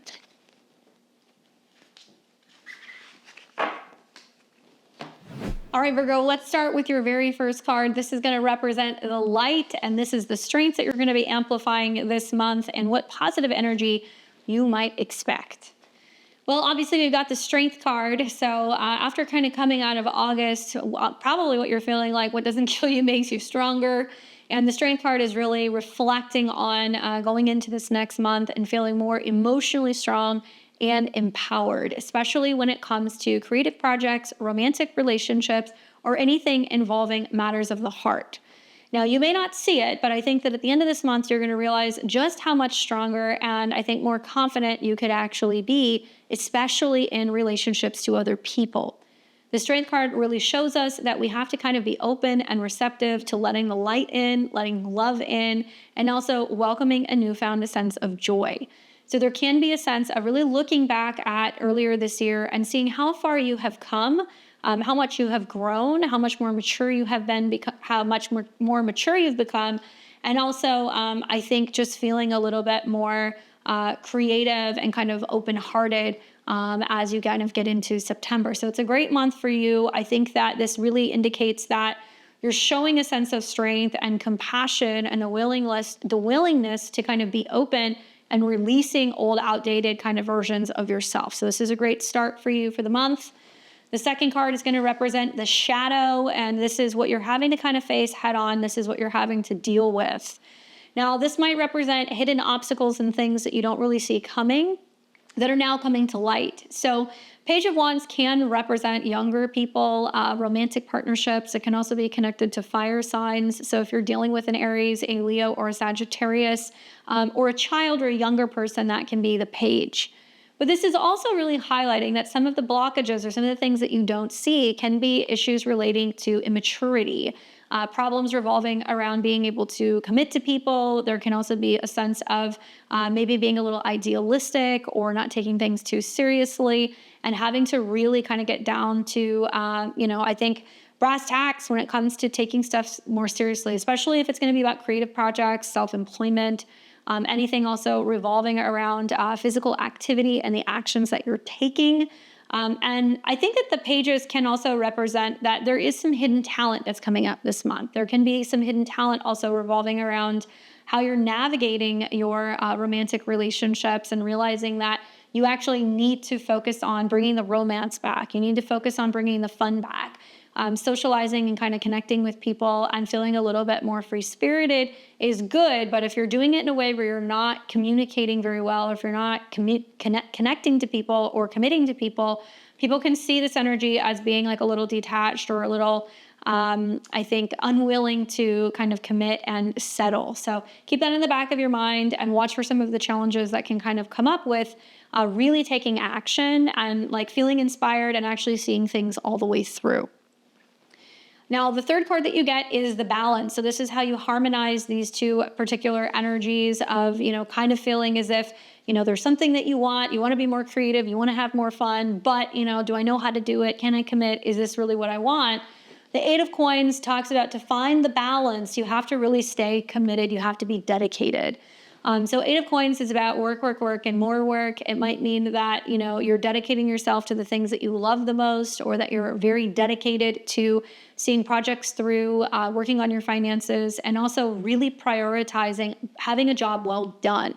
Quality over quantity is the theme with the Eight of Coins. So there can be a sense of really refining relationships this month. You're also really refining things connecting to your work, maybe reevaluating and reassessing also like what direction you're going with your career, and kind of seeing if some of the changes that you've been making professionally is materializing as financial change. Are you actually seeing that your work is being recognized? Are you getting the, support and I think the financial kind of outcomes that you've been looking for? It reminds you to stay dedicated and committed, put your head down, make sure that you're getting everything kind of covered and dealt with, and really focus on really dedicating yourself to providing quality service when it comes to your career. Now, for the fourth card, this represents the echoes of the past. So this is what's been kind of lingering since obviously August last month, and you get the Ten of Swords. Not surprised by this. I feel like some of you guys kind of felt in this last month that you just wanted to hide out. You're in hermit mode. Maybe there was some challenges, some heartbreak, some disappointment, and really a need to kind of turn within. Obviously, Mercury, your chart ruler, was in the 12th house. So there was a lot of like reevaluating heartbreak, old relationships, things that didn't really kind of play out the way that you wanted. Maybe there was a sense of reminiscing and some remorse about lost opportunities. And that is still kind of blending into this month. And I think the key here is really to ask yourself, are you going to let the pain from the past, the heartbreak, the fears, the insecurities impact you moving forward? This month you're going to see, obviously, with eclipses in your sign, it's a big opportunity for you to release old, outdated versions of yourself and not identifying as somebody who is a victim, not kind of shying away from shedding this old skin and kind of letting go of old beliefs about yourself, old beliefs about relationships. And the Ten of Swords really can kind of say, you're finally willing to kind of put the past in the past, even though it's been painful. There is a need to come to terms with what actually needs to come to an end. Now, as you get into the fifth card, this is going to represent the opportunities or the echoes ahead. Great card for you. You get the Ace of Coins. So what is coming? What is manifesting? I think better security. I think better finances. I also feel like it's going to be about better self-esteem. Now, the Ace of Coins can be an indication that there is going to be big messages coming up for you about money. This could be new investments. This could be better budgeting. This could mean there's major purchases or you're having to negotiate something financially. And it does look like there is an opportunity to build something that is solid, strong, and lasting into the future. But it's not just about money. This can also be about health, and there can be a huge focus in anything correlating to what you're eating, how your physical body is feeling, how you're moving, and reinvesting in yourself. I do think that's the case, especially as we're getting into the eclipse season. And the sixth card is going to represent the wild card for you. And the card that you get is the Six of Swords. Now, on September the 7th, you'll see a lunar eclipse in Pisces, which is lighting up your relationship sector. This does indicate there is big decisions being made about relationships. Some of you guys are going to be committing more seriously about future relationship matters like engagement, partnerships, or potentially even, settling down and getting ready to get married. While others are going to be making decisions, kind of realizing or recognizing that certain relationships have run their course and it's time to say goodbye. Those of you guys who are single might be feeling more open and ready to mix and mingle and meet somebody new. Versus the solar eclipse, which is going to be in your sign, and that does represent a brand new, fresh restart when it comes to your personal identity, your appearance, or anything connecting to your health or your body. Now, obviously, we're going to see a lot of changes with who you are in comparison to other people. I do think the Six of Swords does represent that there is a sense of you feeling a little bit of hesitation with moving forward. Maybe this means that you're not sure if you're ready to commit. Maybe it means that you're not really ready to make a big partnership decision or to move in together. And there is a little bit of stress and anxiety about where a relationship may be going. Positive is that if you're willing to kind of build stronger with another person or be seeking the advice of a counselor, a therapist, or a reader, this can give you some clarity on the matter. And I do think you're going to get some good feedback from your friends about how to navigate this situation. But ask yourself, why are you dragging your feet? What are you afraid of? Are you really recognizing and realizing that you're with somebody who's great, but it may not be your forever person? And are you holding yourself back from committing because you feel like there's something better that could be out there? I do think the Six of Swords does talk about pumping the brakes, especially when it comes to making any big decisions about moving or relocating. That could be with somebody or moving in with somebody or somebody to move with you. It looks like you need to be on the same page and air out any concerns before you make some of these bigger commitments. And the final card that you're going to get, this represents the cosmic call and the practical advice and the outcome. You get the Magician. Well, this is where the magic happens. It obviously is very strongly kind of connected to Mercury, so that's personal for you. But I also feel like this is about you going, I am the master of my reality. If there's something that I don't like that I need to change, what do I need to release and let go within myself? How can I actually transmute some of these negative energies or these fears about moving forward and really manifest a whole new beginning? Now, as above, so below. So what you're thinking about, what's going on in your dreams, subconsciously, and maybe even the things you were thinking about last month are now starting to come into the surface. If there's any stress or anxiety, it's important to be practicing some breath work and maybe some journaling or some meditation to help you get a better vision of where you're going. I also feel like the Magician talks about having everything you need in order to create change. Once again, lots of relationship opportunities can transpire, major changes within yourself, as well as support from your community. So it's all about recognizing you don't have to do this by yourself. You have many elements kind of, at your fingertips to kind of help you move through some of these changes. And it's also about maybe rituals or anything revolving around setting intentions around the eclipses to really help kind of push forward some of this necessary change. So that way you can see a major shift in your reality. Virgo, I hope that was helpful for you guys. Definitely circle back and leave me comments and let me know how this hits later in the month of September. I'll catch you guys back here in October. Libra and Libra risings, welcome to your Tarotscopes for the month of September. I hope you guys are doing well. Let's get right into it and shuffle this deck and see what cards you pull for the month ahead.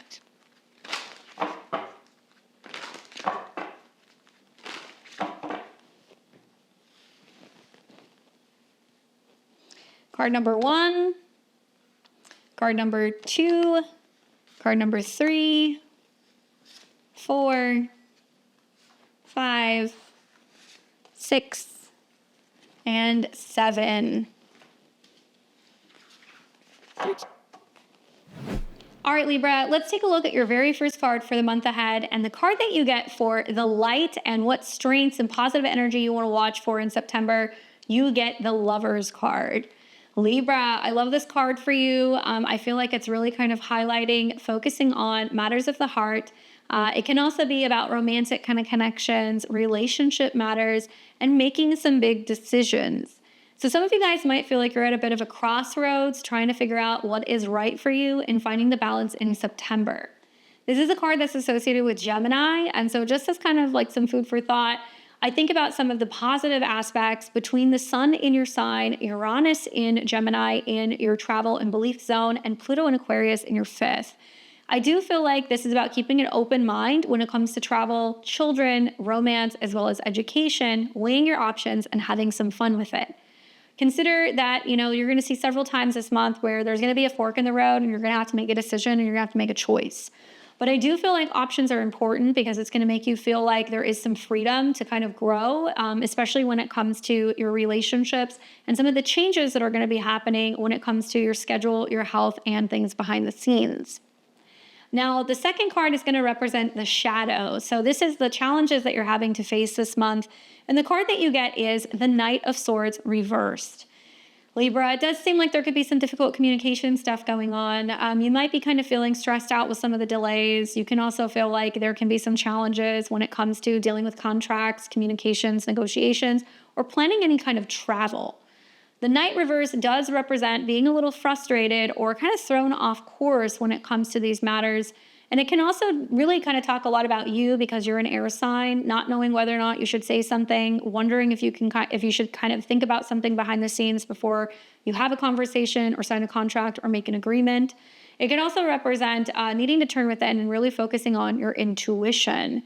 As you know, at some point later in the month, you will be seeing that Mercury will go into your sign. So the later you get into September, the better it is going to be for you to make big announcements, plan any travel, or have important conversations with other people. There can be other air signs like other Libras, Aquariuses, or Geminis that can come in that can kind of test your patience.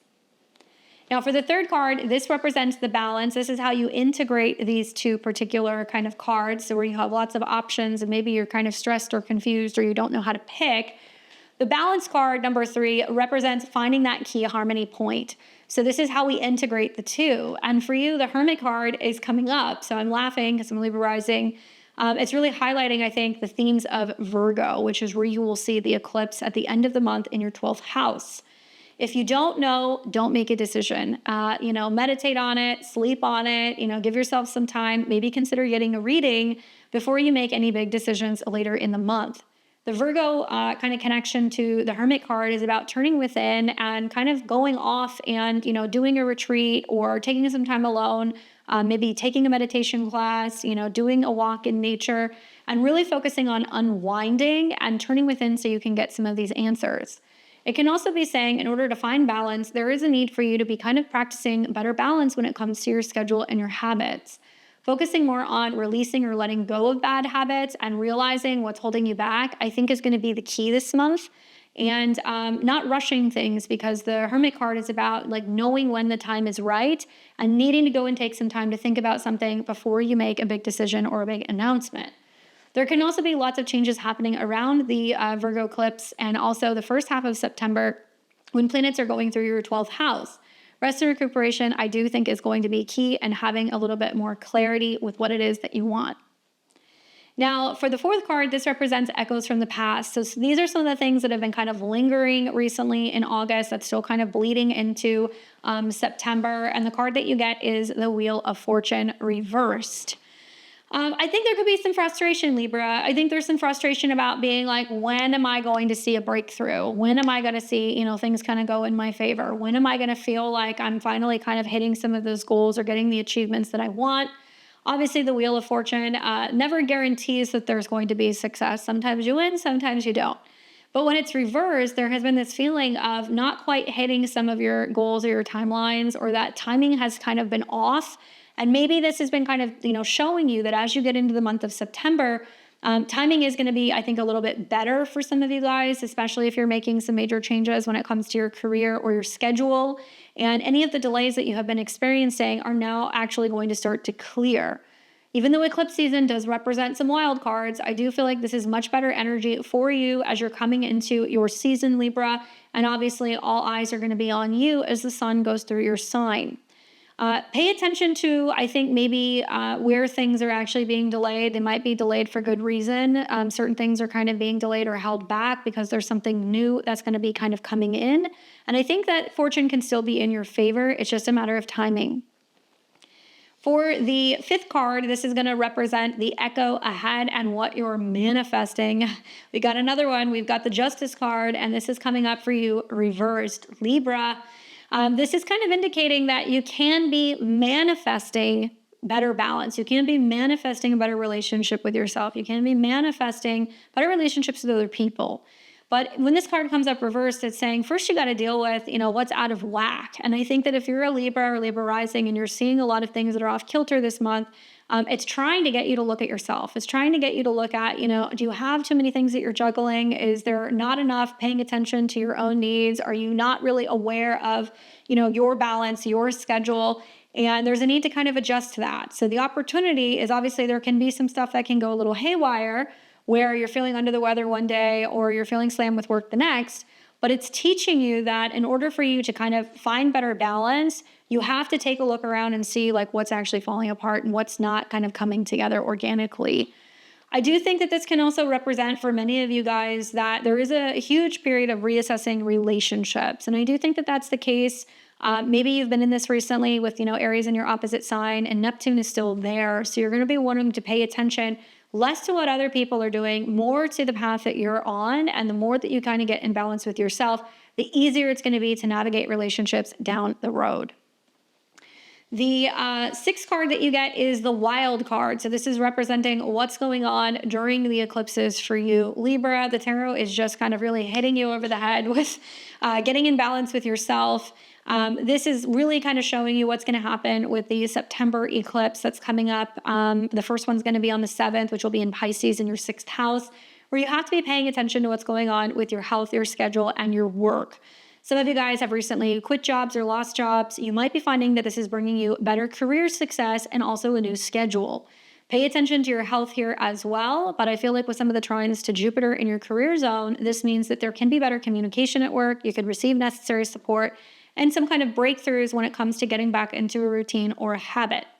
The second eclipse will be a solar eclipse on the 21st of September in your 12th house. And this is going to represent that hermit energy of turning within and making bigger decisions about really your privacy, your alone time, your rest. And if you're not really seeing the balance that you want or the success with your health or your career, what you need to release and let go. I'm optimistic that the Mercury conjunction, which will be in your sign, is giving you the opportunity to focus on matters of the heart and really what it is that you would like to create and what's going to bring you joy. But truth be told, Libra, the Queen of Swords reverse can mean that you are a little frustrated with the outcome of this month's eclipses. You might be feeling a little thrown off with changes to your schedule or potentially having to really get down to details when it comes to finishing up some of your work and your deadlines and paying better attention to your work and your health habits. This is really a month of mind, body, spirit. And so I think with the Queen of Swords coming up as the wild card, you can be feeling like it's really difficult to communicate and connect. There is a sense of feeling a little bit more pessimistic or a little bit more, I think, challenged, especially mentally when it comes to communication this month. And you might be feeling like it's hard to kind of tell people, what's on your mind or what you're feeling, and you're taking a step back. It's one thing to marinate on something and think about it before getting back to people. It's another thing to completely isolate yourself and limit your ability to ask for help or really to, I think, correct some of the issues that have been kind of coming up in recent weeks. Watch your communication, watch your self-talk, and I would really recommend doing some mindfulness practices, meditation, journaling, and also breath work can be really helpful. As you know, you're an air element, so as you get later into the month, I think you're going to see the Virgo eclipse is kind of showing you where you have to kind of release some of these old outdated beliefs, where you have to let go of some of these bad habits and also fears if you want to have better health as well as better productivity. The final card that you're going to get is the outcome card. So this is the cosmic call, which is giving you kind of a outcome, a wrap up of all of these cards, and likely what you're going to be seeing kind of manifest. And the card that you get is the Two of Cups. Relationships, probably one of your favorite topics and themes. This can mean relationship to other people, partnerships, and anything kind of connection, any connection to spouses or, committed partners. but also clients, business, and opportunities that are coming your way where other people are supporting you. Libra, I think that the key here really is, as you're kind of going through September, you might feel a little alone and isolated, questioning who's in your corner, who's got your back, and who's going to support you. In reality, you're going to realize that anything that's falling away or isn't really kind of coming together right now is giving you an opportunity to really strengthen your inner resilience and focus on the relationship with yourself. Becoming more in balance and complete as a whole is going to allow you to meet somebody else halfway. And there can be new relationship opportunities. You can find that you're kind of reevaluating or reassessing what you want in a relationship, or new people can be popping in. But this is also about invitation. So if people are saying, hey, do you need help? Would you like to come? Do you need any assistance? How can I help you? You want to answer those calls. You want to let people know if you're kind of struggling this month. And I feel like as we're getting into October, you're definitely going to feel a little bit more vibrant, and you're going to feel better rested, and I think better supported by the people that are in your life. Hopefully that's helpful, Libra. I hope you enjoy the month of September, and I'll catch you guys back here in October. Hey, Scorpio and Scorpio rising. Welcome to your September Tarotscopes. Hope you guys are well. Let's go ahead and shuffle this deck and get right into it and see what the cards want you to know.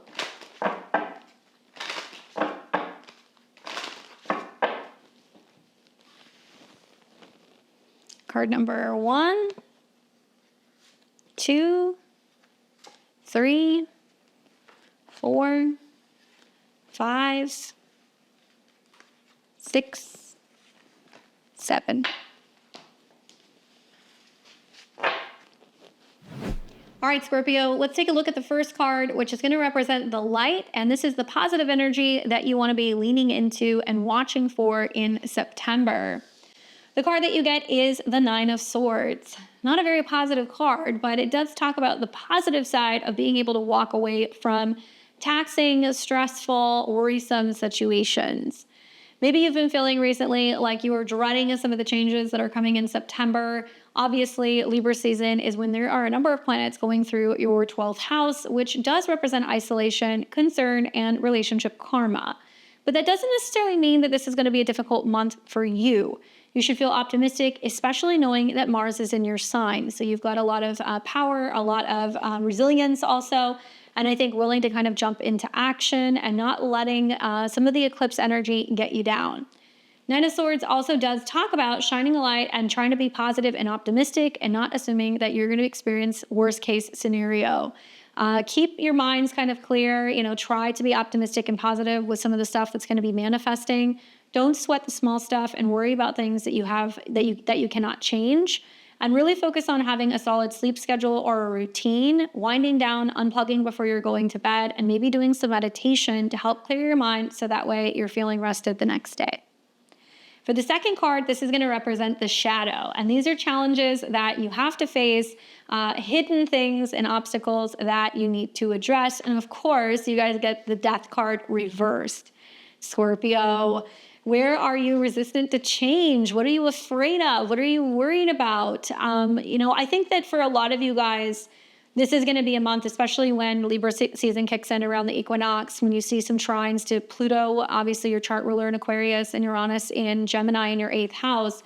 There is some major, major changes coming for you emotionally when it comes to your home, your family, as well as your resources.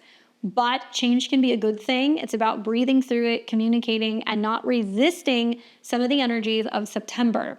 Now, you of all people know that the Death card really means that, hey, this situation is over. There's nowhere to go but forward from here. We have to leave this behind. It's difficult and it's painful, but it's much more difficult if you're resisting that change.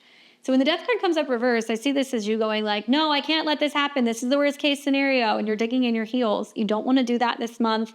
Really address any fears or concerns that you have, and try to see the silver lining in some of the things that are coming to an end, because as you know, the Death card is about making way for new beginnings and opportunities.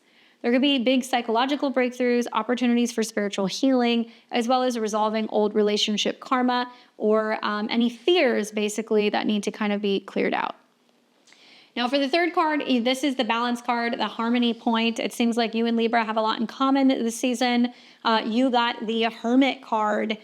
Scorpio, in order for you to be able to kind of better balance out some of these energies, to release the anxiety, the fear, and kind of accept the change that's inevitably coming, you really need to take some time alone to integrate. Obviously, the sun going through Libra will be highlighting the latter part of the month where you need some time alone in nature, where you need some relaxation, or maybe it would be a good time to go to a retreat, be alone in nature, and do some creative work behind the scenes. The Hermit card is about shining a light on things that you really need to take a look at deep within yourself. What needs to change? What needs to go? How can you focus on healing? And it's interesting that this is also correlating with one of the eclipses, which will be in Virgo, taking place in your 11th house of community. So likely, if you're feeling a little lost at sea, or if you're isolating yourself, or you don't know where you're going to get support from, there can be friends and allies that can be popping up for you this month. I do feel like the Hermit card is trying to get you to focus on healthier relationships with other people. So keep in mind who's in your close circle, who is going to be supporting the person you're becoming. Where is other people's drama, becoming too much? And that's going to help you clear up some of the issues around the eclipses. But to find the balance, you have to turn within, and only you know what needs to change. Now, for the fourth card, this represents echoes from the past. So this is energy that's kind of bleeding into September, things that you were kind of dealing with in August. And the card that you get is the Moon card reversed. A lot of like subconscious behind the scenes cards are kind of coming up, which makes sense with Libra season. But I think the Moon card reversed is where there's been some paranoia, where there's been some obsession, where there's been some fear. Maybe there's a sense of you psyching yourself out, or like I said, worst case scenario kind of syndrome coming up. And this could also mean that there has been some kind of disturbances that have kind of happened recently, or some epiphanies that you have had that has kind of like shaken you up a little bit and made you a little bit anxious. For this card to be kind of talking about the past, it's saying like, look, all things are going to be illuminated in September, especially with the eclipses that are popping up. And you might find that some of the illumination that comes up is actually not terrible. It's going to be showing you where you've been kind of psyching yourself out a little bit and expecting the worst, when in reality, you're only going to be able to move forward if you address some of these concerns. The moon also deals with, I think, the lunar eclipse, and we'll get into that in a minute, but I can just tell you that the lunar eclipse, I think, is probably the best for Scorpio and Scorpio rising. I think that you guys are going to find it's giving you an opportunity to have some emotional healing, a creative breakthrough. And there can be a major focus, I think, in the past, where you're kind of leaving past emotional issues behind. Maybe there was a sense of doubting yourself last month. Maybe there was a sense of like a lot of, home and family drama that happened during the Mercury retrograde, and finding the balance and things that are connecting to parents or mother figures or parenting is now kind of getting flushed out, and you're feeling a little bit more confident as you move into September. Now, the fifth card represents the opportunities, and this is the echo ahead. And the card that you get for this is the Page of Wands reversed. So the positive is that you are feeling a little bit more creative. You're willing to take risks and take chances, but this is warning you about taking things a little too lightly. It's possible that there can be, a focus on, in this next month, opportunities that are coming up for you creatively. And if you don't take risks, you're not going to be able to have some of those opportunities. I also feel like there can be fire signs like Aries, Leos, and Sagittariuses that can kind of pop up, younger people or even children that can be part of the opportunities ahead. Certainly, the eclipses can foreshadow a relationship with a younger person, children, and also anything kind of connected to creative collaboration. But some of you guys are feeling a little creatively stagnant. You're also feeling a little blocked, or you're feeling like you're lacking confidence in being able to create something, and whether or not it's going to be received well. And I'm going to tell you guys, you're going to miss 100% of the opportunities that you do not take. So you have to be willing to put yourself out there and really tune into something creative that's going to feel fulfilling. And you're creating for the sake of creating. You're not doing it because you want to make money or you want people's approval. You're doing it because it brings you joy. So tap into those energies, because I feel like it can be really beneficial. And you might start something or initiate something this month that you actually really love.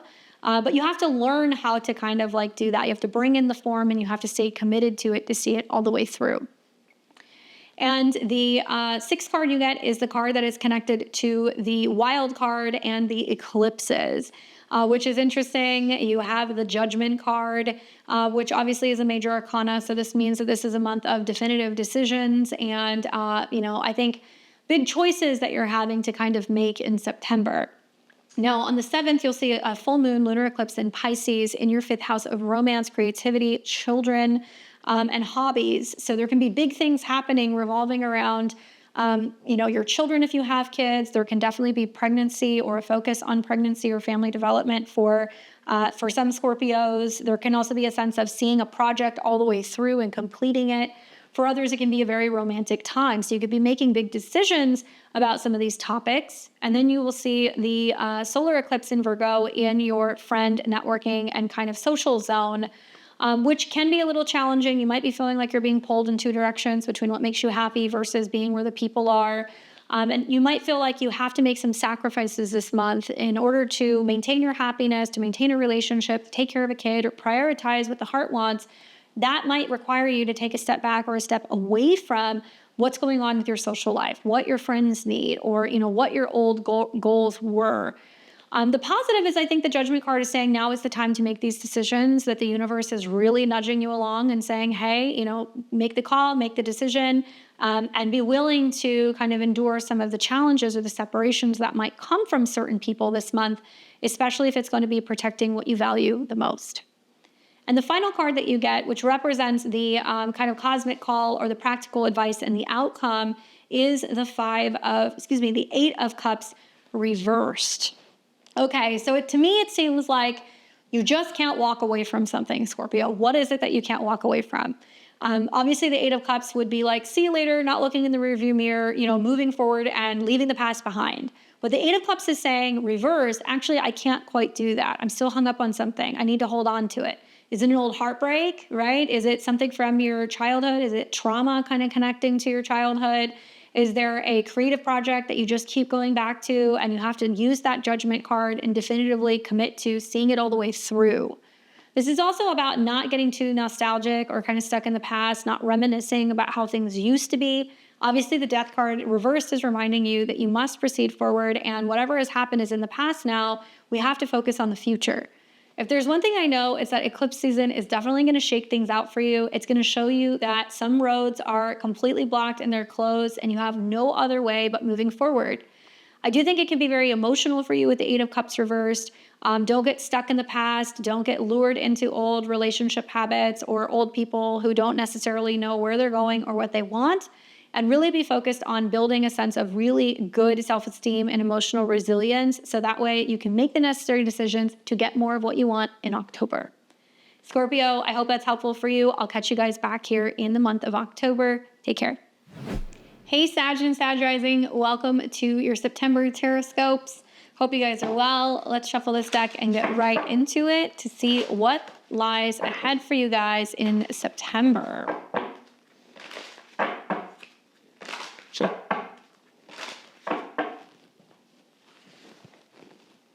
Card number 1, 2, 3, 4, 5, 6, and 7.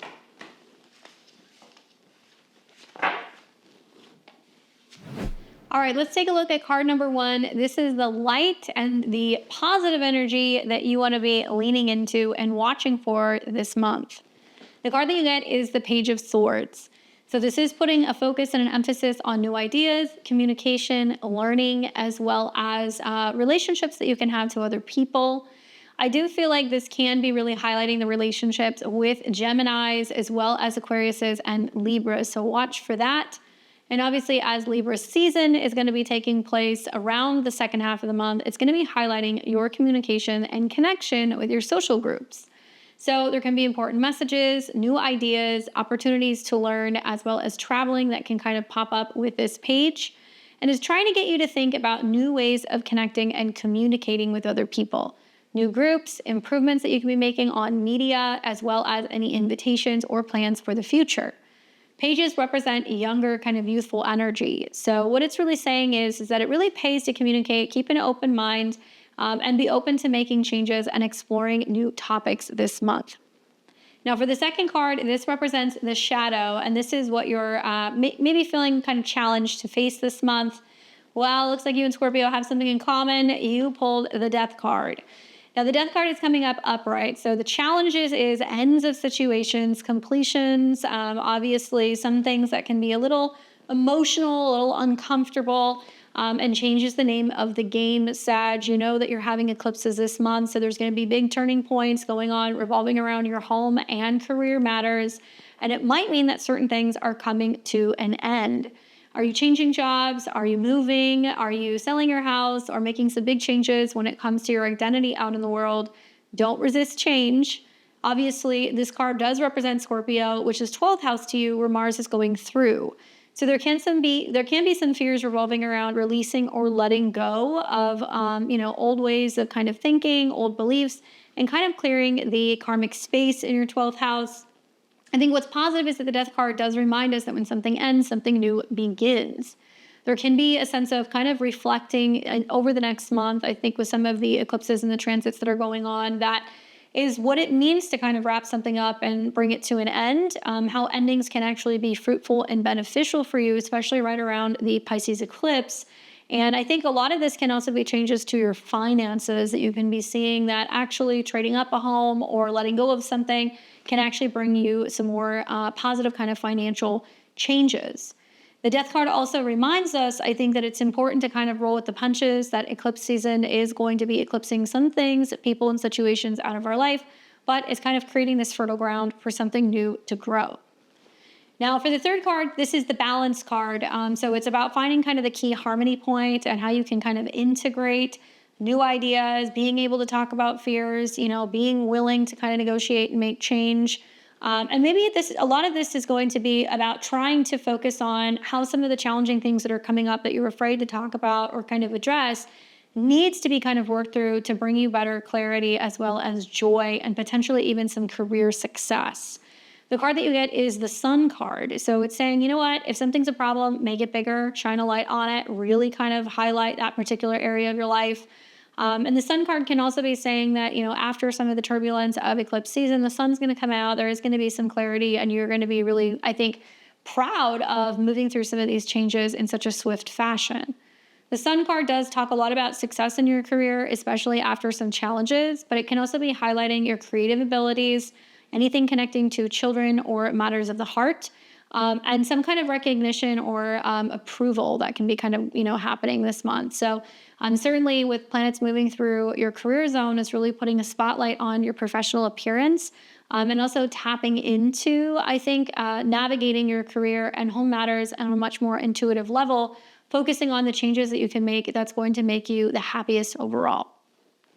Now, the fourth card, which represents the echoes from the past, these are things that you're still kind of dealing with or kind of grappling with since August last month. That's bleeding into September. And the card that you get is the Two of Coins.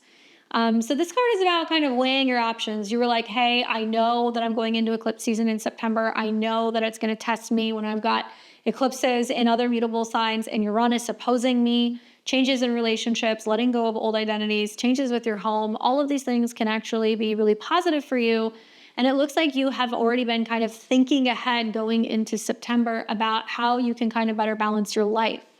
However, with Two of Coins, it does represent that there's been a lot of financial stuff that's been up in the air. There's been a reevaluation or a reassessment maybe of what you're holding on to, what you're letting go of.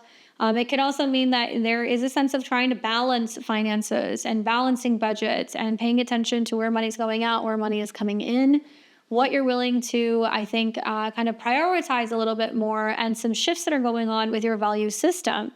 Many of you guys are really trying to focus on kind of getting down to, focus on your home and family, changes with your home or with property. And that might make you feel like you have to make some sacrifices at work, or it's kind of pulling you away from the spotlight to really nurture, root matters and also anything that's going on with you emotionally. So now that you've been strategizing in August, you're going into September, I think, a little bit better prepared emotionally as well as financially. The fifth card that you get does talk about what is coming up for the echo ahead. And so this is kind of letting you know, hey, this is what's being manifested. This is what you're going to be kind of dealing with in September. The card that you get is the Eight of Cups reversed. So what are you manifesting? Well, I think in some ways, feeling a little sentimental, feeling a little emotional about having to leave something or someone behind.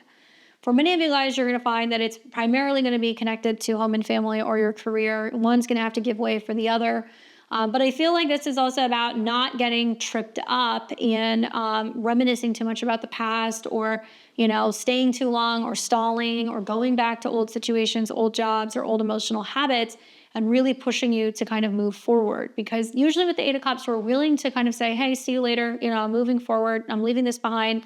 But when the Eight of Cups comes up, it's like you kind of turn around, you look over your shoulder, you're doubting, ooh, should I be leaving this job? Should I be selling my house? Should I be, making this change in my, professional life? And you can stall what is inevitable. Some of these changes are inevitable. You will see it come at some point down the line, over the next 6 months. And one does impact and affect the other.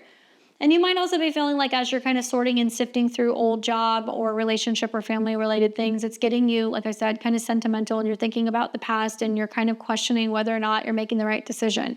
Don't second guess things. Don't doubt yourself. Keep moving forward and don't get stuck. You can have appreciation for where you've been, but there is a need, I think, to really kind of have, our blinders on with what's coming in the future. Now, for the 6th card, this is the wild card, and this is representing the energies that are going to be coming up for you for the eclipses. The card that you get is going to be the 6 of Wands, which is a very positive card for you, Sagittarius. I feel like in the midst of what can feel like a very turbulent eclipse season, I feel like you're going to be quite victorious. You'll have a solar eclipse in Virgo and a lunar eclipse in Pisces. The September 7th lunar eclipse in Pisces will be taking place in your natal 4th house. And this is going to deal with changes and kind of culminations of situations with family and your living situation.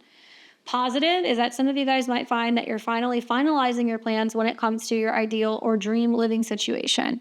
Challenge is that you are going to see Saturn back in this house. So those of you guys who are planning on finally remodeling, selling, moving back home, dealing with family matters, some of the expansion comes with a little bit of responsibility and kind of tying up loose ends over the next couple of months. I love that it is making aspects to Jupiter in your 8th house of joint finances and wealth. Yes, you might have to spend a little bit of money to change your home or living situation, but it's going to bring you a lot of joy. And if there are some difficult endings or conclusions or completions with home or family matters, it does look like it's going to benefit you financially. Now, 6 of Wands means that you should be, successful, I think, in navigating some of these energies this month. And we have a solar eclipse that's going to be taking place in Virgo in your career zone, which is marking or kicking off another new moon when it comes to setting intentions with your professional life. However, it does kind of connect to the South Node. So we're kind of saying, how do we get out of old, outdated ways of working, especially if home and family are requiring you to kind of buckle down. So I do think that you'll be able to navigate both of these things, especially if you are really focusing on new career matters, taking a new career path, launching a business, taking a new position, or moving. It looks like you'll be able to navigate all of this successfully. And I think people are going to be really surprised to just see how you're kind of navigating some of these changes that are hitting you all at the same time. This can also be a card that's about homecoming. So something to think about is that it might be really highlighting like coming home, visiting family, returning to a place that you've been before, or, hosting a big like celebration or something connected to family. So watch for that.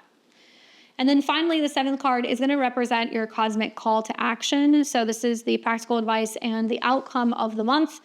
And the card that you get is the 4 of Cups. So I kind of feel inclined to tell you guys, like, so much is going to happen in September that by the time you get to the end of the month, you might find a little disgruntled, or you might feel a little like challenged where you're not able to see some of the small victories that you've been able to accomplish. Overall, I do think that you're going to be successful in kind of seeing everything through.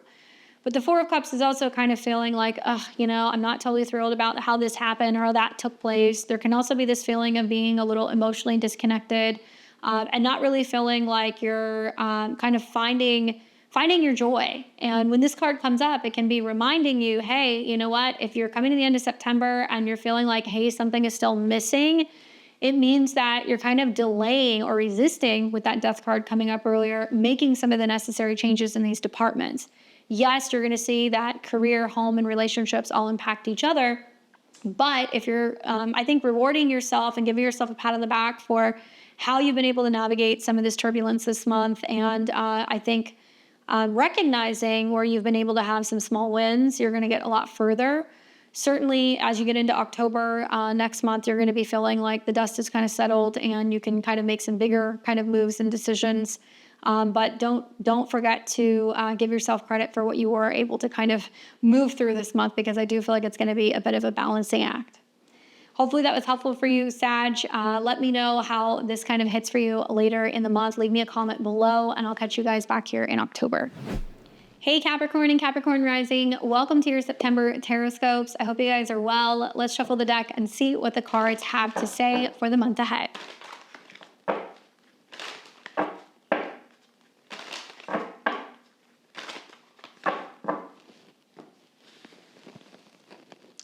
Card number 1, 2, 3, 4, 5, 6, 7.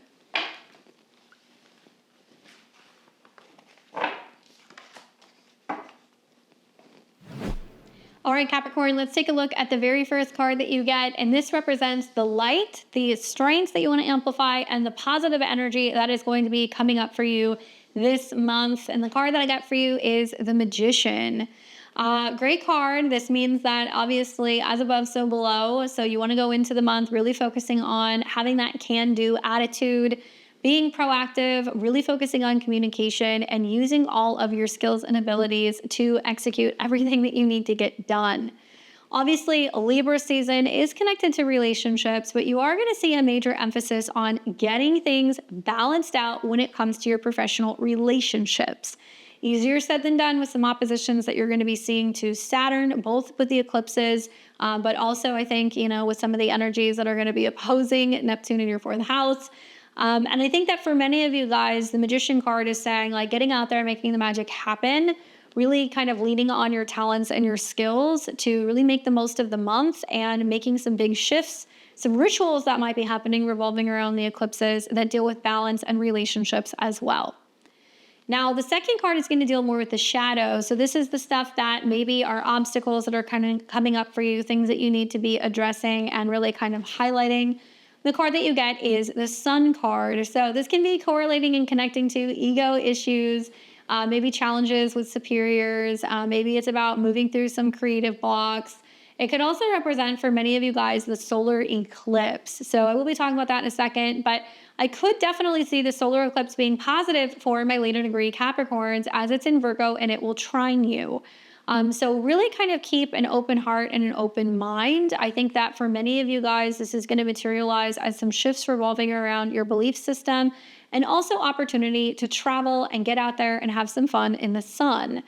This is about shifting your philosophy about religion or culture, travel or education, and maybe prioritizing trips or education that's going to bring you some kind of joy.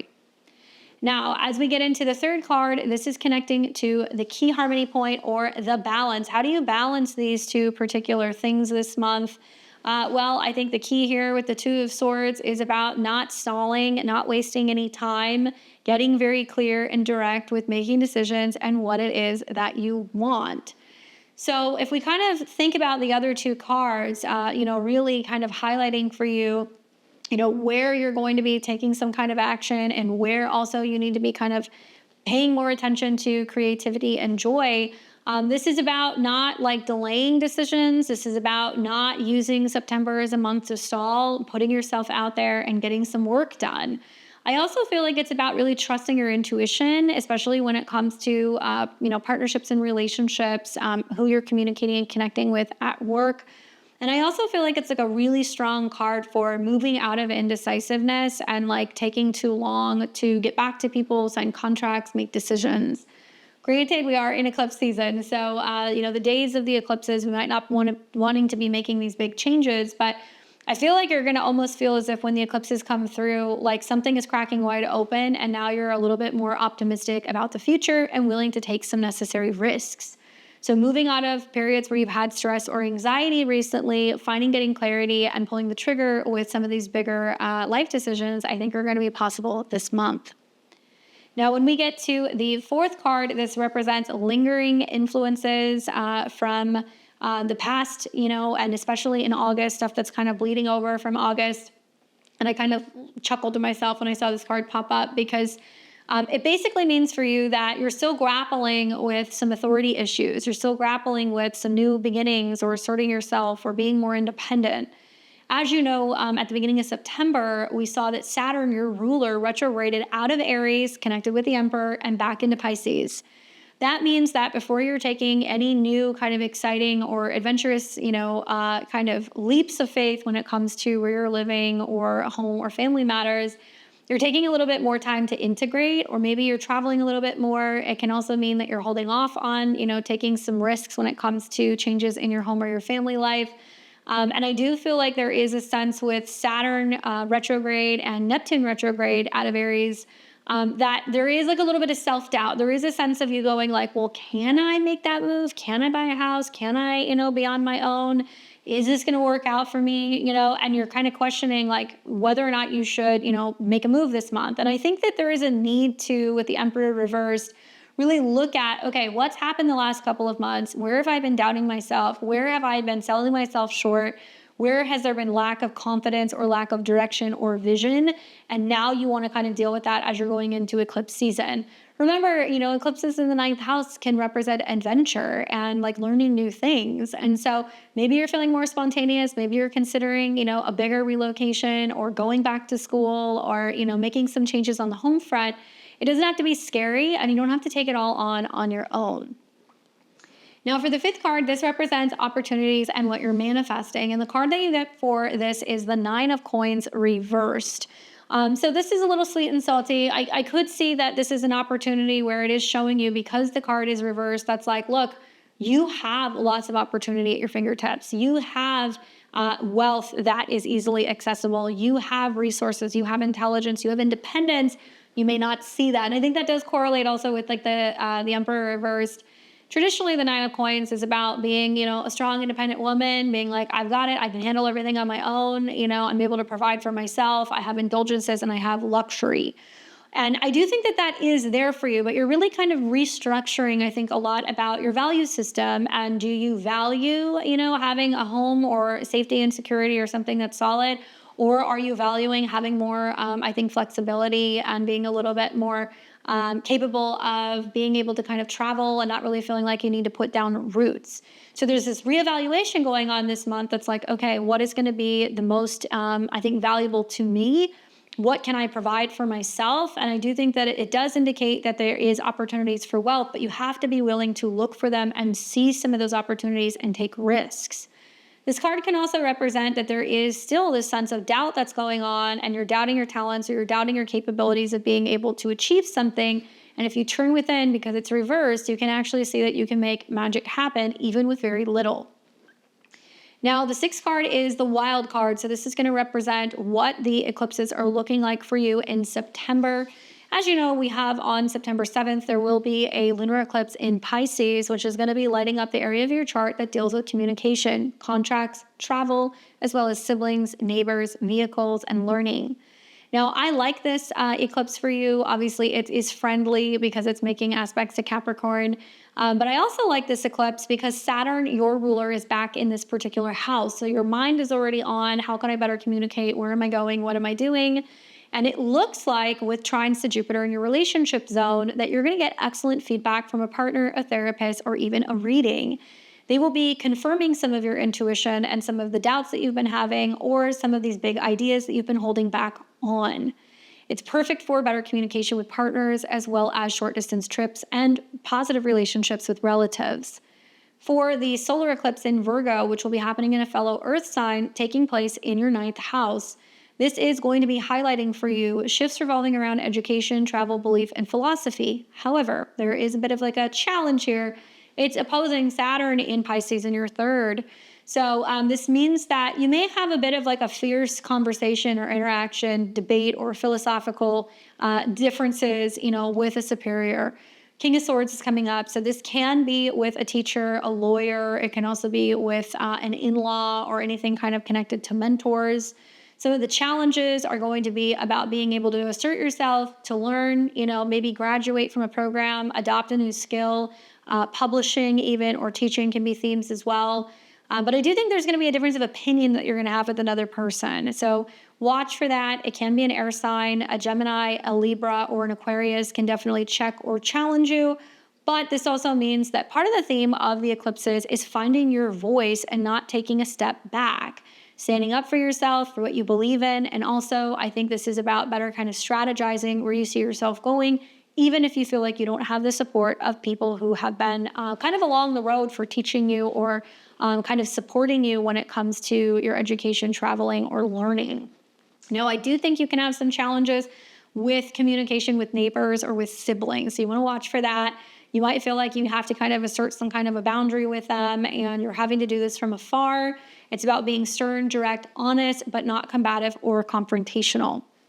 And then finally, for the cosmic call to action or the outcome for the month of September, the card that you get is the Nine of Cups. Well, to be honest with you, I couldn't really pick a better outcome. I do feel like that is kind of giving me the confidence that at the end of September, you're going to find that everything is going to actually play out exactly the way that you want it to. Certainly with eclipses that are going to be kind of impacting your sign positively, and Saturn that is also back in the third house, it's giving you the opportunity to really think about what it is that you want in the long term, how to better express yourself and see some of your biggest wishes become fulfilled. Nine of Cups is like the cosmic like green light. It's like, yes, ask and you shall receive. So whatever you're thinking about this month, whatever you've been marinating on, it does look like you're going to see things come full circle. There's going to be a lot of success. This can definitely be in your relationships as well as in your career. I think those two areas are really going to kind of get lit up this month with some of the energies in Cancer as well as in Libra. And the key here is teamwork. Teamwork is the dream work. The better you're communicating and aligning with other people who can support you, the better partner and the better, I think, success you can actually be. So look forward to some of the positive manifestations with this Nine of Cups. Capricorn, I hope that September is a great month for you. Definitely circle back later in the month. Leave me a comment and let me know how some of these energies land for the predictions that I gave. And I'll see you back in October. Aquarius and Aquarius rising, welcome to your September Tarotscopes. I hope you guys are doing well. Let's shuffle these cards and get right into what the next month has in store.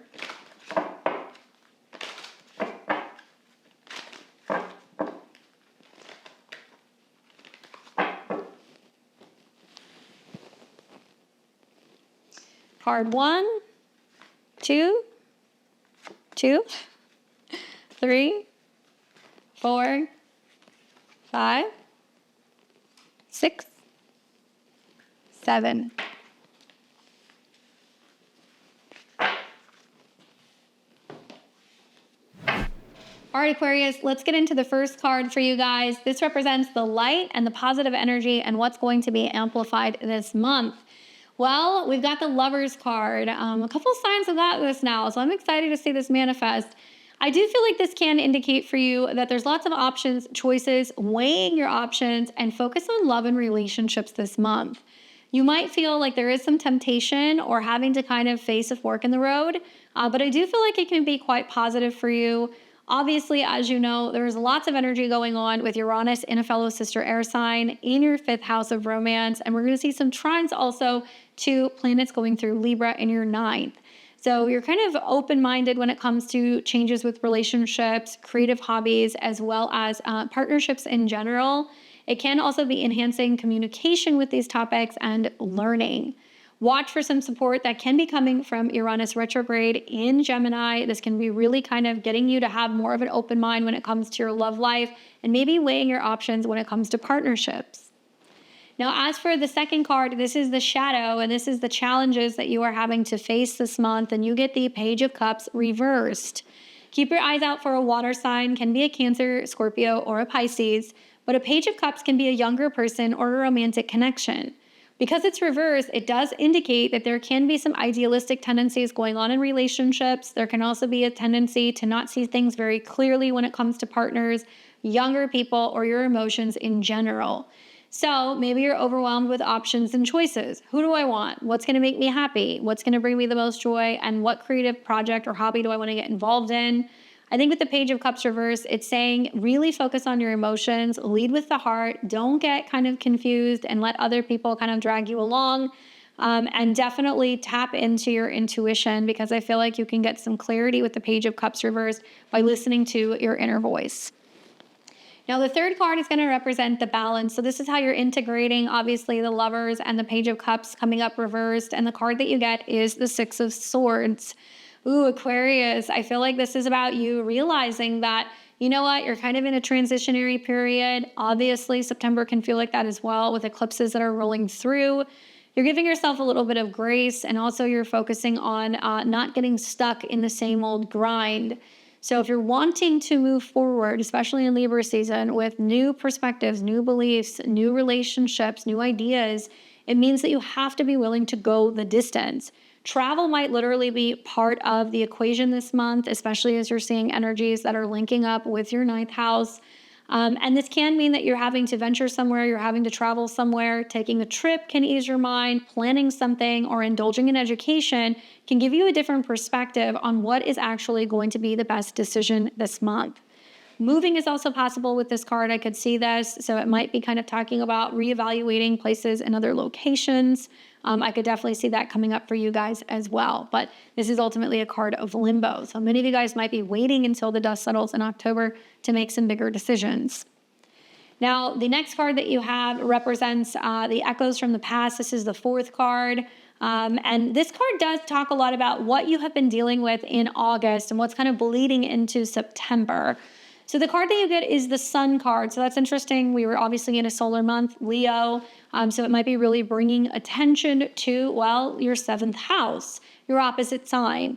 Last month, you saw Mercury retrograde in your relationship zone. And now the Sun is moving through Libra, where if you've been able to overcome some of the ego issues, the challenges, or the power struggles in relationships, now you're kind of seeing the other side, the relationship growth, the opportunity, and the optimism for the future. Some of you guys might be really focusing on long-term commitments and goals, while others are really focusing on some of your career goals. But when the Sun comes out, it basically indicates that it's shining a light on something that's going to be bringing you some kind of accomplishment, joy, and fulfillment. With the Sun going through Libra, some of you guys might be finally going on a trip, graduating, or planning some kind of significant union. So I do see this being positive, and you may want to be keeping your eye out for long-term or long-distance relationships, as well as relationships that you're going to be having with younger people or children. Now, the fifth card is going to represent the echo ahead. So this is the opportunities and the things that are coming for you. What are you manifesting? What's going to happen this month? Well, you get the Fool card. So I like that card for going into eclipse season, because I feel like if you go into eclipse season with like the Death card and you're afraid of change, or if you go into it, with a card that's going to be more about being kind of like rigid or committed, it can be harder to kind of roll with some of the punches that are going to be coming up in the month ahead. And the Fool card is connected to Uranus, which is your modern day ruler. So it's about being like, hey, I'm open-minded, I'm happy-go-lucky, let's take a chance. It's about being idealistic. It's also about willing to take risks and being willing to initiate something new. And for many of you guys, this is going to be about financial risks, I think, that are coming through some of the eclipses. I could also see this manifest as Uranus retrograde in your fifth house, where you're willing to take risks and chances when it comes to creativity, romance, as well as learning.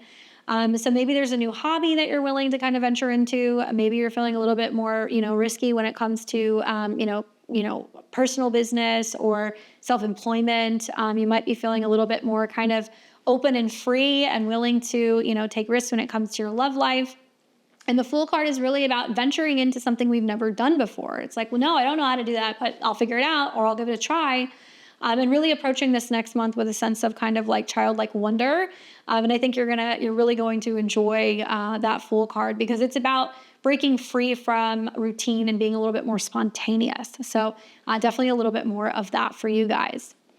Now, for the sixth card, this is the Wild card. So this is, how things are going to manifest for you when it comes to the eclipses. And obviously, we have got the Queen of Swords. So it can be you, Aquarius, being an air sign, but it could also be a Libra or a Gemini that could be popping up. But if it is you, then it is saying as you approach eclipse season, it's important to be really mindful of how you're thinking, communicating, and connecting. Queens are about nurturing something. So nurturing ideas, nurturing learning, nurturing traveling, and, really staying open when it comes to your beliefs and, your negotiation skills. This is a card that is about balance with other people. This is also a card that is about being intelligent and kind of knowing when to say something and when to keep quiet, right? Sometimes her lips can be sealed when the Queen of Swords comes up reversed. Anyway, you've got a lunar eclipse that's going to be in Pisces. That's going to be taking place for you, obviously, in your second house on September 7th. So there could be big decisions that are kind of happening, big conclusions financially, big shifts with your financial stability as well as your self-esteem. But I think it's really pointing to feeling a little bit more optimistic about work as well as your health and some major emotional improvements and some financial breakthroughs. Versus the solar eclipse in Virgo, which will be taking place around the 21st of September in your 8th house of joint finances, joint intimacy, anything in regards to karma, and also psychological matters. That can be a challenging eclipse. It is going to oppose Saturn in Pisces, where there can be some shocks and surprises with other people coming up short. Now, that could be emotionally not being available. That can be financially needing some assistance. That could also mean that there are some wild curveballs kind of coming up with what they are doing with their money and how that's going to be impacting you. I predict that some of you guys might find that saying less about your financial situation is smart, not really giving out sensitive information, not really talking about what you're making, what you're kind of transferring, what you're investing in, because it can send the wrong signal to other people that can be inquiring or asking about what they can get from you. Now, obviously, eclipses in the 8th house can be shocks and surprises revolving around change. But I'm optimistic with this eclipse trining Pluto in your sign. You'll navigate some of these changes positively. You just might have to marinate on exactly how that is going to play out and how you can navigate some of this change. Obviously, Pluto in your sign is really pushing you to kind of evolve. And when we have eclipses in the 8th house, there can be losses, but it can ultimately be really strengthening you and building more resilience in the long run. The final card that we get is the Cosmic Call. This is the action step and the advice or the outcome that you have for September. And obviously the card that you get is the Hierophant. I like this for you because I feel like it's making you stronger, it's making you wiser. I also like this for you because I feel like the planets going through Libra are going to be dancing through your 9th house. And this is really highlighting for you where you could benefit from talking to a mentor, a counselor, right? Talking to somebody about education or somebody who can be kind of like a way shower or a guru for you. So whether that's talking to a therapist or you end up kind of, talking to a mentor of some kind, somebody's going to step in that's going to feel like a teacher this month. And I think that they're going to really inspire you and support you in how you're navigating some of this change. And I also feel like it's going to bring you more structure and more responsibility in the long term. And you're kind of showing up and taking care of business. So both in a relationship sense, but also in following your goals and seeing all of the financial things all the way through. Aquarius, I hope that's helpful for you for the month of September. Definitely leave me a comment and let me know how this lands later in the month. And I'll catch you guys back here in October next month. Take care. Pisces and Pisces risings, welcome to your September Tarotscopes. I hope you guys are doing well. I hope you're ready for eclipse season. I've got the deck here. We're going to take a shuffle of the cards and see what is in store for the month ahead.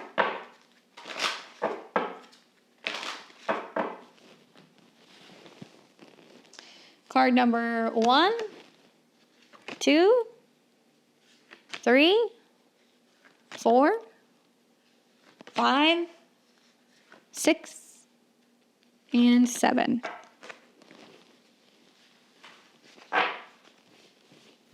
All right, Pisces, let's take a look at the very first card, which represents the light. This is the positivity and the things that you need to be kind of paying attention to and what you're leaning into.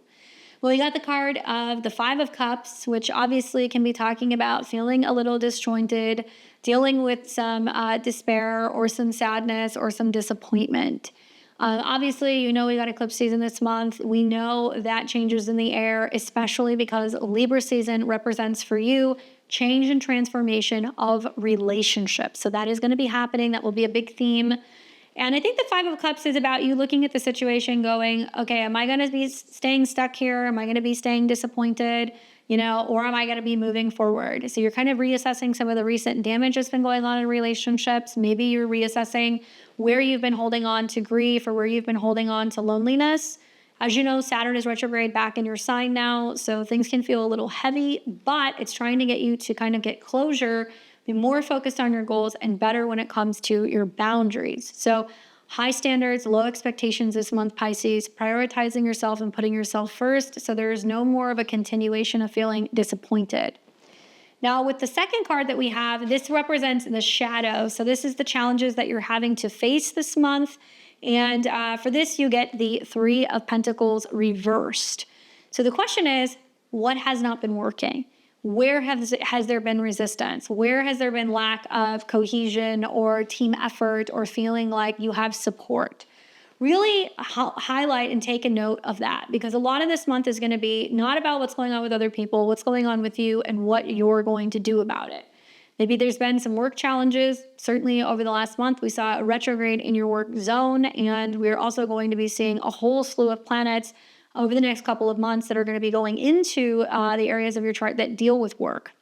But also, who's not supporting you, right? So it could be at work, it could be clients, it could be partnerships, and what has actually been breaking down. You need to kind of deal with that. You need to be honest with people about where things have been a little bit heavy for you and where you're feeling that lack of support and connection.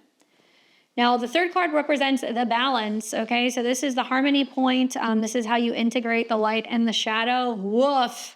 Tower card reversed. Well, what can I say about this card? If this is coming up as what you're finding as the balance point, it's basically saying, let it all go. Whatever's going to happen is going to happen. It's eclipse season. But it also means that there may be some things that inevitably fall apart this month, but you're like, yeah, I've seen that coming. I knew that that was going to happen. I knew that it was going in a different direction, or that that was not going to be stable in the long term, or I couldn't rely on that thing or that person. So when we kind of think about first the disappointment, and then we think about what hasn't been working, it's like if you have really low expectations, you're not going to get rocked as much when people don't kind of meet you halfway, which I definitely think can happen this month. The Tower card is saying, look, the damage has already been done. Things have already kind of started kind of falling apart. And now you're reassessing the damage and being like, all I can do is just restructure or rebuild things and like focus on going in a new direction. So even though it's a difficult card and it deals with chaos, it also deals with things that cannot be repaired. It looks to me like you've already accepted that this is the month that some of these things were going to kind of come about, or you're already in kind of the reconstruction period. Now, the fourth card is going to represent the echo from the past. So these are things that have been kind of lingering since August last month. You get the Hanged Man reversed. Well, I attribute this to probably the fact that as we were going through, Leo season last month, you were realizing what was breaking down, and that's very much tied to the Tower, but you were seeing what was breaking down, what wasn't healthy, what habits were bad. Maybe you were also seeing where there were some issues coming up in relationships, and there was some lack of awareness. There was some lack of personal responsibility or involvement. And now Saturn is going retrograde back into your sign. Neptune will be retrograding back into your sign too in the weeks ahead. And that's going to show you where you haven't been seeing things so clearly, or there's been lack of boundaries or lack of self-awareness. So you know that the Hangman is kind of connected and correlated with you. It does deal with Pisces, and there is a strong association with feeling stuck where you have one foot in, one foot out. But reversed means that you have actually taken too long to make some of the necessary changes. So now any of like the karmic undoing that's been going on, any of the sense of not stepping up, taking responsibility, or owning some of these issues, now is all going to kind of come out in eclipse season, and you're going to see it fully manifest. For some, the Pisces eclipse can manifest as having a better sense of self-awareness, having better boundaries, and also being very committed to the relationship with yourself and your goals. But for others, there is going to be this earth-shattering moment where you're getting feedback from other people who are telling you where you're going wrong, how you're not showing up, where you're not really supportive, or where you're not seeing some of your pitfalls. And that can be really overwhelming. So this is the month of karmic reckoning, but I also feel like this is the time where if you've been stalling, kind of seeing things clearly or making better decisions for yourself or your path, now you're finally going to kind of break out of that period where you have felt stuck or you've been in limbo. Now, as for card number 5, this is going to represent what's echoing ahead and some of the opportunities that are coming your way. And the card that you get is the Ace of Wands reversed. So this card coming up for you can feel like this month is a month of kind of false starts, right? And obviously we're going to have eclipses. We're also going to be having Saturn retrograding back into your sign. So you're just kind of losing that oomph and that power that it had in Aries, and it's going into a water sign. Aces are about, striking a match and starting something new, especially this one. New creative projects. It can also be about new adventure, new travel, new things connected to your career, and feeling inspired. And so I think that really with the Ace of Wands reversed, it's kind of like you're feeling like, Maybe the fire has gone out recently, but there is a need to turn within to kind of really focus on what you want to nurture and what you want to kind of create.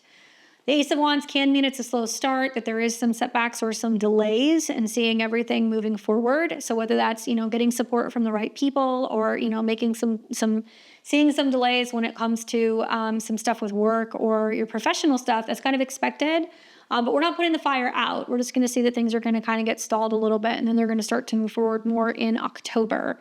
Ace of Wands also really highlights like the lack of motivation or the lack of inspiration or the creative blocks that can potentially be kind of coming up. So you need to be mindful that you will see some of that, but where there's resistance, there's a need to kind of turn within.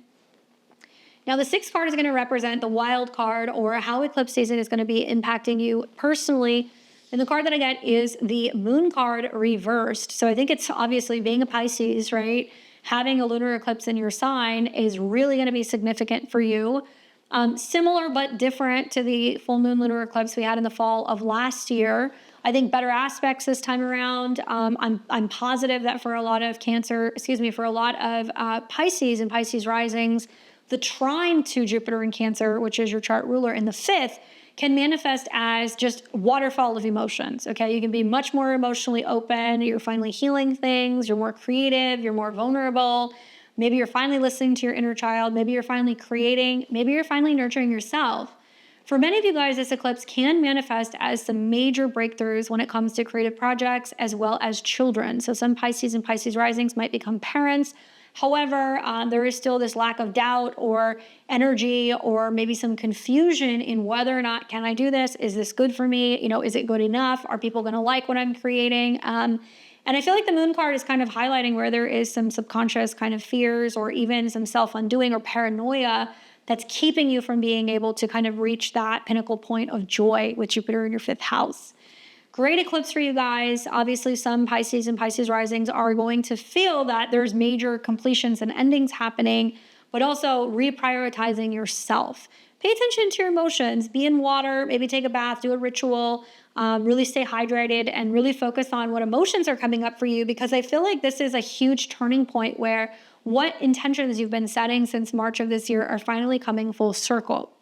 Now, you have a very extra special solar eclipse in Virgo, which will be on September 21st in your relationship zone. This can mean, with the moon card coming up, unexpected changes in relationships and how you're responding to other people's kind of life challenges or their particular kind of chaotic situations. Stern Saturn in opposition to this eclipse in your sign tells me that it's about being mature, cool, calm, and collected, holding space as other people go through some of these challenging times. But also, is other people too much? Are you absorbing their stuff? Do you not feel their support? Is there a sense of them taking too much? And you have to kind of issue new boundaries with clients, work relationships, spouses, and partners. Very possible and very likely. It can also show you some unexpected things that can be coming in relationships, where people from the past or unexpected new partners can be arriving. And it might be kind of coming up for you intuitively, or maybe you're having dreams that's like, ooh, I feel like this relationship's going to change, or I feel like I'm going to be moving away from them or taking a step back. Listen to your gut, but also don't isolate yourself and hide out from the opportunity to connect with soulmates, because they can come in during eclipses. Now, the final card that you get, which is the cosmic call to action, the advice and the outcome for the month of September, is the Star card. Look at all the majors you guys got. Obviously, a big month for you. I feel like the Star card is saying ultimately healing is the name of the game this month, that there can be a sense of you really coming to terms with what needs to be healed, what needs to be cleared out. There can be better support and also recognition of your dreams and your goals and them coming full circle. Granted, you're going to feel like you have to keep some people, at kind of like a safe distance in order to do this healing. You might see some necessary financial or relationship kind of changes. But I do feel like the right people will be there to support you. It is about feeling like you have groups or communities also that can make you feel seen, and having like solid people behind you as you're going through some of these personal and relationship changes in the month of September. But watch for the wish fulfillment. I especially think you guys are going to like your eclipse. Pisces, I hope that's helpful for you guys. Definitely circle back, leave me comments, and let me know how this resonates with you in September. And for everybody else who watched this entire video, thank you guys so much for watching my September horoscopes, using the tarot. I hope you guys enjoy it. Definitely give me a thumbs up and like this video and subscribe for more. I have weekly horoscopes, actually weekly astro weather. We have monthly horoscopes and so much more on the channel. I'm here every Tuesday, Thursday, Friday, and Sunday using tarot and astrology to make sense of what's going on in the cosmos. Enjoy the month ahead. I'll catch you guys back here next month and enjoy those eclipses. Take care.